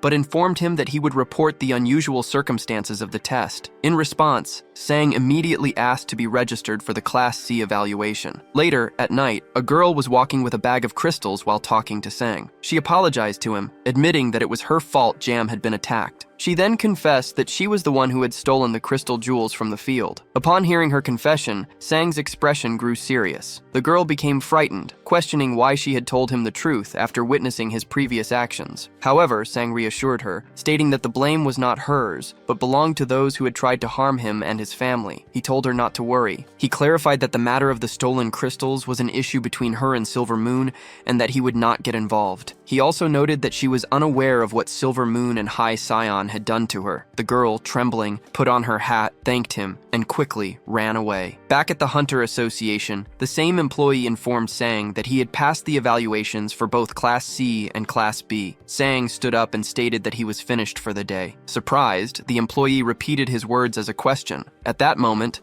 another official arrived and commented that Sang had finally done it. The first employee asked if he knew Sang, and the second man confirmed that he did, identifying Sang as the individual with the unique permission to enter multiple hunting fields at once. The second official elaborated, mentioning the doctor who had evaluated Sang's skill. He recounted that the doctor was so deeply affected by what he saw that he told everyone about the unique ability. The official remarked that it was strange Sang had not ranked up until now. He predicted that the news of a hunter advancing from Class E to Class B in a single day would cause a major stir in the hunter community. A week later, newspapers were filled with stories about the hunter nicknamed Clonudo. The reports detailed his unprecedented promotion from Class E to Class B in one day, calling it the fastest rank up in history. The public learned that his clones were real entities, not illusions. During this time, Sang received a payment of 5 billion. Sang was shocked by the sum of money. Taiwan explained that it was his payment for a successful mission. Sang protested that the amount was too much. Taiwan clarified that while he had initially framed the request as a favor, it was a formal job. He insisted Sang accept the payment, arguing that no one else would have taken the mission, and the problem would have remained unresolved without him. Taiwan concluded by inviting Sang to visit the guild in the future. Sang collapsed to the ground, overwhelmed with relief. He realized his financial concerns were resolved, and that he now possessed enough money to care for his sister. He decided he would use the funds to hire the S-rank healer known as Bless. Sang imagined his first meeting with the healer, picturing himself grabbing the man's legs and begging with such intensity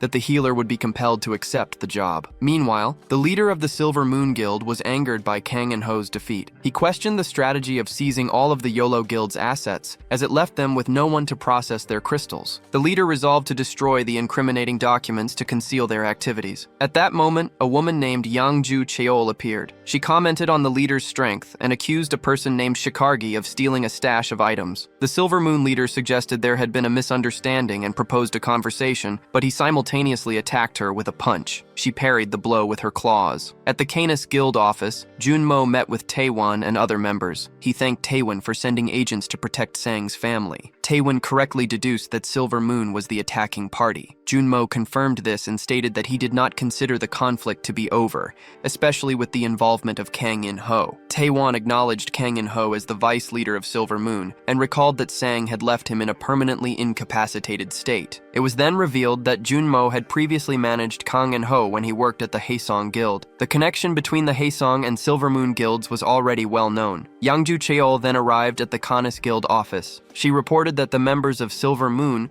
whom she called bastards, were manufacturing crystals and jewels to supply the Heiong Guild. She handed over files to Junmo as proof. She greeted Junmo, stating she had heard a lot about him and referred to him as a crazy man. In response, Junmo mentioned he was aware she had recently visited Silver Moon. She confirmed she had been there briefly to retrieve some items. Taewon asked for clarification about a term he heard. DRP Yangju Cheol explained it was a body-enhancing drug made from the jewels, and that the Heiong Guild was heavily involved in its production, indicating the substance was extremely dangerous. The narration then provided historical context about the hunter profession. The occupation was legalized only after the end of a major catastrophe. Governmental systems were put in place to manage hunting fields with soldiers, tax hunting profits, and officially purchase monster byproducts. While this framework made the job seem stable, not all hunters agreed with the new regulations. A group of hunters opposed mandatory identity registration and hunting restrictions. These individuals formed their own clandestine society, operating in secret and using illegal weapons to protect their income. It is revealed that Yangju Cheol is a member of this underground society. The scene shifts to her arriving at a bar with a large quantity of crystals. The bartenders were visibly shocked by the immense amount she had brought with her. Sang advised the woman against retrieving the items. She smiled and explained that she had found them left at the station. In response, Sang frowned. Suddenly, a group of men appeared and approached a woman named Wu Haiyan, informing her that she was to come with them. The men were likely from a guild. Wu Haiyan attempted to ask the bartender for help, but he refused, explaining that the men were threatening his family. At that moment, another individual stepped forward to intervene. One of the men questioned the newcomer's identity and his formal attire. The newcomer confronted the man and told him to back off. When the man tried to reply, he was punched in the jaw. As he began to retreat, he noticed that Sang had arrived at the scene. The narrative then shifts to a flashback. In the past, Sang had informed Wu Haiyan that he would assist her now that she was part of the GM agency. He instructed her to attempt to sell the crystals she had collected, predicting that their opponents would take the bait. The scene changes to an undisclosed location where the master of the Heiong Guild, a man named Shin, was being searched by guards. He was informed that he had 10 minutes. He laughed as a door was opened for him. Inside, he met a woman known as the Oracle. She acknowledged his presence, and Shin asked if his arrival was unexpected or if she was toying with him. She stated that she knew what he wanted, and her answer had not changed. She advised him to give up and be satisfied with his current life. Shin became angry, reminding her that she had once prophesied that all powerful people would one day bow to him. The Oracle explained that his fate had been drastically altered because of another individual's influence. Shin demanded to know who had interfered with his destiny, but she claimed to have no knowledge of their identity. The scene returns to Sang, who was questioning one of the captured men. Sang held up a phone and demanded the password, calling the man a fool. The captive refused to cooperate, stating that he would rather die. Sang assured the man he would not be killed, but instead handed over to another group of menacing-looking individuals who were also present. The captive began to sweat nervously. Meanwhile, Shinjin Wook, the leader of Haisong's Team 1, received a call. The caller reported that he had secured the crystals, and Shinjin Wook instructed him to take them to Factory 3. He then asked why the caller's voice sounded strange, but the man on the phone claimed everything was fine, and that his team was heading to the factory now. Shinjin Wook concluded by reminding him to monitor the DEP production. Sang had been listening to the entire phone conversation. He remarked that everything was going perfectly, and then demanded the captive reveal the factory's location. The man protested that he would be killed if he told him. In response, Sang addressed the group of menacing men, announcing that the captive wanted to go with them. At this, the men drew their knives. After this threat, the captive provided the factory's location. Sang then instructed Wu Haiyan to send the address to a person named Jun Mo. She thanked Sang for his assistance, but he showed little reaction. A woman approaches Sang and asks him to play a game. She mentions having seen news about the Clonudo and asks if this is the reason his companions all look the same. Sang confirms this, and the woman asks if he was paying attention and if he knows her name. He replies that he does, identifying her as the potion maker. The woman, Kinwoo Hyan, playfully pretends to choke him before asking where his clones are. Sang explains that they are busy, as he had left them to have a barbecue while he ran errands. Upon receiving the audio from Sang's conversation, Junmo recognizes the voice of Shinjin Wook, the individual behind their recent problems. This confirms for both of them that Shinjin Wook and his associates are involved. Kinwoo Hien explains that there are 5 crystal suppliers for the Heisong Guild. With Silver Moon taken down, Redtail and other guilds, all at least rank B, still remain. Junmo questions why they do not target Heisong directly, as selling crystals is illegal. She acknowledges the idea but points out the difficulty, as Heisong is led by the strongest hunter in Korea. Wonta advises Junmo to be cautious and avoid walking alone. Junmo agrees and says he will also warn Sun Woo. Taewon remarks that Sun Woo likely does not need such a warning, as it seems improbable that anyone could successfully kidnap him. Junmo then sends a message to Sang, confirming that the material is a component for a drug called DEP. He tells Kinwoo Hien to remain at the office until the situation is resolved. She asks if the office trashed by Silver Moon has already been repaired. Sang replies that she will be surprised when she sees the new office. Junmo arrives to show Kinwoo Hien the new, extensively renovated office, which now includes new meeting rooms and a fully equipped laboratory specifically for her. Junmo also points out that there are rooms in the back where she can stay if needed. As she reacts to the offer, Junmo receives a phone call, and his expression changes drastically. The call was to inform him of an emergency at the hospital, requiring Sang's immediate presence. Meanwhile, in Silver Moon's storage room,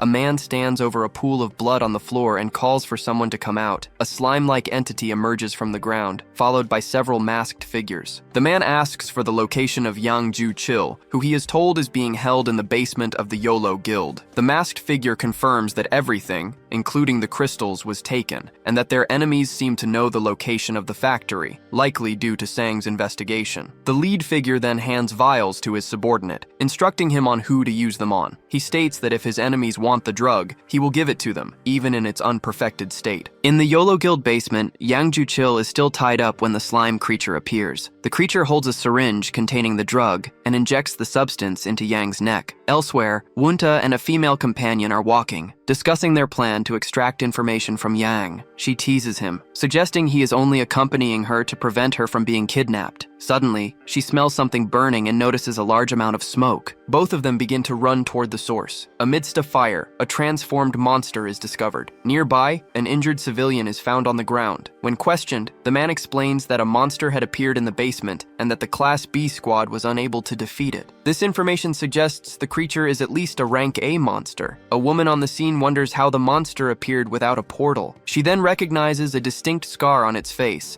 and identifies the creature as Yang Chil. In a separate location, Kangjin is in a hospital bed in a weakened state. A masked individual appears and prepares to inject him with a substance. A woman carrying a digital panel confronts the intruder, telling him he will not be allowed to do as he pleases. The masked man vanishes and reappears beside her, threatening to use the injection on her instead. Just then, Sang arrives and strikes the man with a shoulder tackle to the chest. Meanwhile, the battle against the monster Yang Chil rages on, causing explosions and destroying buildings. The fighters are perplexed because they knew Yang Chil as a strong rank B hunter, not a rank A monster. One of the women recalls a past conversation about a substance called DEP, which was used for body enhancement. Seeing the transformed Yang Chil, she realizes the connection and deduces that their enemies are likely targeting the Silver Moon Guild. This means Kangjin is also in danger at the hospital. It is revealed that Siona, the woman with the digital panel, had contacted Junmo, who in turn alerted Sang, enabling his timely intervention. During the fight, the monster roars. A female hunter summons a creature resembling a nine-tailed fox, which fires an energy projectile that pierces the monster's chest. The creature retaliates with a punch, but another fighter named Wanta severs its arm before it can land the blow. The monster attacks again, revealing a cybernetic arm, and uses a powerful move to knock both hunters back. They recognize the technique as one of Yang Chil's signature attacks, confirming his identity. Suddenly, an older man wielding a flaming sword appears and strikes the monster. He is identified as Gan, the leader of the Soul Guild. He approaches the two fighters and demands that Wanta explain the monster's origin. Back at the hospital, Sang tells the masked man that only doctors are permitted to use needles. He then attacks, but the man blocks the blow. The masked man asks Sang how he knew he was there. Sang's female companion attempts to attack with fire, but the intruder nullifies her power with a simple hand gesture. Sang then attacks from above with a powerful kick that sends the man flying and breaks his arm. Afterward, Sang and his companion stand facing their opponent. A girl thanks Sang for his quick arrival. The masked man, observing Sang's power and the appearance of his clones, remarks that he now understands how Kangjin was defeated. The clones, larger in stature than before, glare at the masked man. He acknowledges that Sang is trying to provoke him into a fight, but states that he is not foolish enough to engage all of them. As he disappears, he promises to see Sang again, adding that a person named Vegas is moving toward Sang's sister, who is in the mana absorption intensive unit. The threat against his sister causes Sang to react angrily. Following this confrontation, the recent monster outbreak in the city is officially resolved by the leaders of 3 guilds, Soul, Yolo, and Canis. A man named Gun tried to inform the public that someone named Hisong was responsible, but his claims were dismissed. The official story became that a simple containment breach had occurred, absolving Hisong of any involvement. Another individual also attempted to reveal the truth, but their efforts were futile. Investigators later located the crystal's original position, but the site was deserted upon their arrival. The EDP production facility was also found completely empty. For a time, humanoid monsters were reported appearing throughout the city, but they were consistently defeated. Eventually, the sightings stopped, and the public forgot about the incidents, leaving the matter as an unsolved mystery. Sometime later, Sang speaks with Junmo, stating that they need a bodyguard. He explains that he has been considering this since the Silver Moon incident,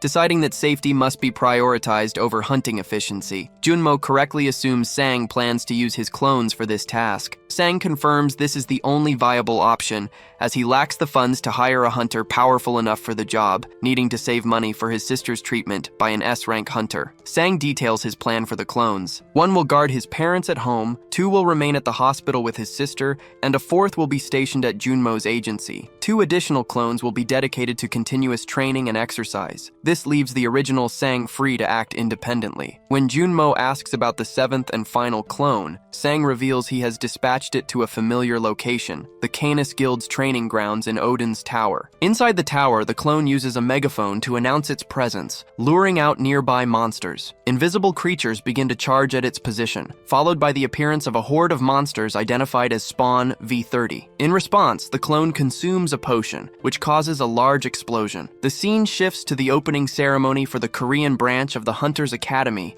led by its president, Haksu. The Academy's stated mission is to support low-rank hunters by providing free skills training and methods to increase their item drop rates. It is open to all hunters regardless of rank or talent, offering them the chance to train with veterans. The Academy also promises that the student with the best performance at the end of the year will receive an elixir, though its properties are not specified. Meanwhile, at the Kayam Agency's private gym, Sang and his clones continue their training. Sang struggles with his training, as the 250-kilogram dumbbells he uses are no longer sufficient to increase his strength. He is unable to find heavier weights for purchase, such as 1-ton dumbbells. While watching television, Sang sees a broadcast about the opening of a new academy branch. He dismisses it as insignificant until the announcers reveal the grand prize, a legendary elixir highly sought after by hunters around the world. Although he is unaware of the elixir's specific properties, Sang's interest is immediately captured. The broadcast shows the Hunters Academy, a grand institution designed to look like a European castle. Its motto promises that any student can learn new skills and overcome their weaknesses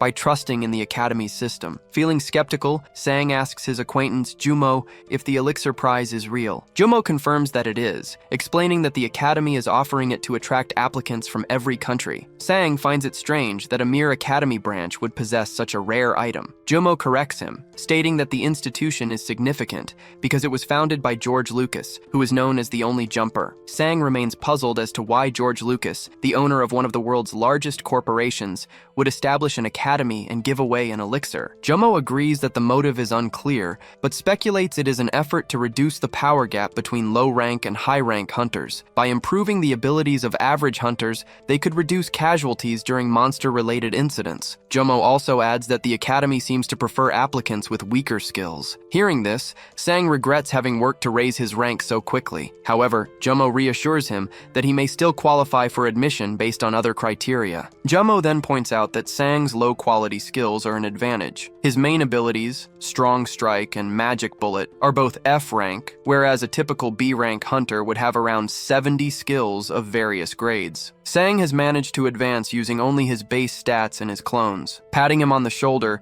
Jumo tells Sang that his lack of quality skills makes him a guaranteed candidate for admission. When Sang asks him to stop, Jumo mentions a donation-based admission system. Sang asks for more details, and Jumo reminds him of the prize money he won from the Canis incident. Sang considers the cost, believing that even 5 billion won would be a worthy price to cure his sister with the elixir. Later, at an event, the Academy's president gives a speech. He publicly acknowledges Sang, stating it is an honor to have him. Embarrassed, Sang replies that he is not special, but the president praises him and reveals that Sang donated 2.5 billion won to the school. Sang thanks him, but privately feels the situation is suspicious, as if he simply bought his way in. He reaffirms to himself that he would pay up to 10 billion won to acquire the elixir. Around him, other guests whisper, identifying him as Jang Sang-woo, the clone user, and wondering if he is a clone. Sang ignores them, thinking that with his current level, he is confident he can reach the end-of-year competition. The director announced that 2 B-rank hunters would be enrolling in the academy that year. Sang learned that the second B-rank hunter's identity was confidential, but that this individual was supposedly as famous as he was. Sang immediately recognized this new student as competition for the elixir he intended to acquire. During the orientation, Professor Kang Hee-suk was introduced as the instructor for a class called Basic Food Magic. Since it was the first day, no formal classes were held. Sang was curious about the other B-rank hunter, but remained focused on his goal. Later, a student announced a welcoming party for the new students at Bar Goryom. Sang decided to attend, thinking it would be a good opportunity to identify his competitor. At the bar, Sang found the venue to be very crowded. He was quickly surrounded by other students, particularly a group of women who recognized him. They asked if he was the clone user who had killed the monster, expressing their admiration for his accomplishments. They then asked him to demonstrate his ability by creating a clone. Sang declined, stating that his clones were currently occupied with a mission. He used the opportunity to ask the students if they knew the identity of the other B-rank hunter. They were unaware of any other B-ranker enrolling and said that online news had only mentioned Sang's admission. Sang concluded that the other student was deliberately keeping a low profile and was probably not at the party. Deciding to leave, he announced his departure to the group. The female students urged him to stay and offered him a large alcoholic beverage. Sang consumed the entire drink, thanked them, and left the bar, leaving the others surprised. Due to his poison resistance, the alcohol had no effect on him. As he walked, he reflected on how his life had become more serious, leaving little time for socializing as he had with friends in the past. While on his way, an individual in a cap approached and asked for directions to the student party. Sang provided the directions and mentioned that the event was still in progress. The person asked why he was leaving so early. Sang explained he was heading home because he didn't know anyone there. He then recognized the person's voice just as she asked if he would like to have a drink with her. The person was Yan, a former student of his. She confirmed that he should recognize her. Sang asked why she was at the academy, and she revealed that she was also a new student. He questioned if this meant she had failed the university entrance exam he had helped her study for. Yan avoided answering, instead commenting on the cold weather and reiterating her desire for a drink. Sang understood that he needed to stay and have a drink to obtain the information he wanted. The woman requested a drink, and Sang asked about her test results, suggesting that she had failed. She denied this, clarifying that she had successfully passed her exam. Confused, Sang asked why she was at the academy if she had passed her university entrance. She explained that becoming a hunter was her real dream, and she had only applied to university to satisfy her parents' wishes. Her personal goal was always to get a hunter's license after graduation. The new academy provided her with an opportunity, and she managed to convince her parents to let her enroll despite their concerns. They warned her it was dangerous, but she persisted until they agreed. She then asked Sang to explain his own reasons for being at the academy, addressing him as professor. An embarrassed Sang told her to stop using that title as he no longer held that role. The woman pointed out that since they had enrolled at the same time, he was not her senior, and she playfully called him a different nickname. She noted his discomfort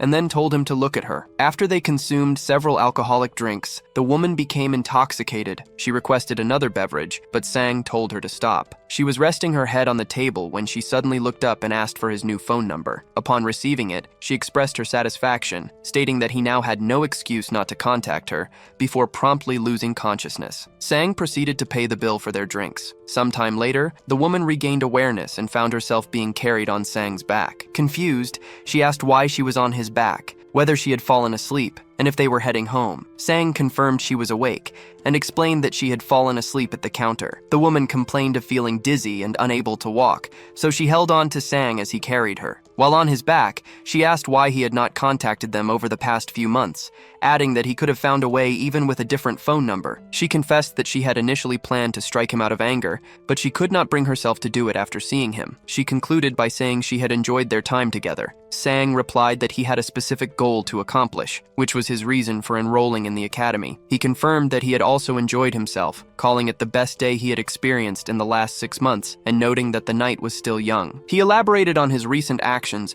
describing himself as fundamentally lazy. He was afraid his determination would fade if he continued his old lifestyle, which would lead him to repeat the same mistakes and regrets. Believing that people do not change easily, he severed all of his past relationships to maintain his focus. He then assured her that she was still important to him and handed her a cap as they arrived at her home. The woman admitted that she had misunderstood his intentions. Sang told her to put on the cap and said that he would forgive her this time. As he turned to leave, she warned him that she would not forgive him again. A man named Hai Song contemplates the significant impact Sang is having on the world. Nearby, a person in a white mask apologizes, reporting that the Nudo clone was stronger than anticipated and calling the clone a bastard. Hai Song muses to himself that the person in question was Zhang Sang-woo and that he should have asked for an autograph. Another individual appears beside Hai Song, asking why the lights were turned off. Hai Song ignores the question about the darkness and instead asks if all preparations are complete. He informs the person that they will start at the academy the following week, demanding results that justify the effort it took to enroll them. The individual confirms his understanding. This person is revealed to be Shin Junyum, Hai Song's son. He promises his father that he will not disappoint him. Hai Song then instructs his son to acquire the elixir. A week later at the academy, Sang's class is preparing to learn elemental magic. A female classmate is already in the room when the professor arrives. He announces that their first lesson will be the fireball skill, which he describes as a versatile and popular type of magic. Sang, focused on the lesson, internally questions whether he needs to learn this kind of magic. He recalls learning the strong strike skill through physical action and wonders how they will be taught a magic ability. And that's it. The story ends right here. So tell me, what did you think about this manhwa? Be honest. Drop your rating from 0 to 10 down in the comments. If you enjoyed the recap, don't forget to smash that like button and subscribe for more crazy stories like this one.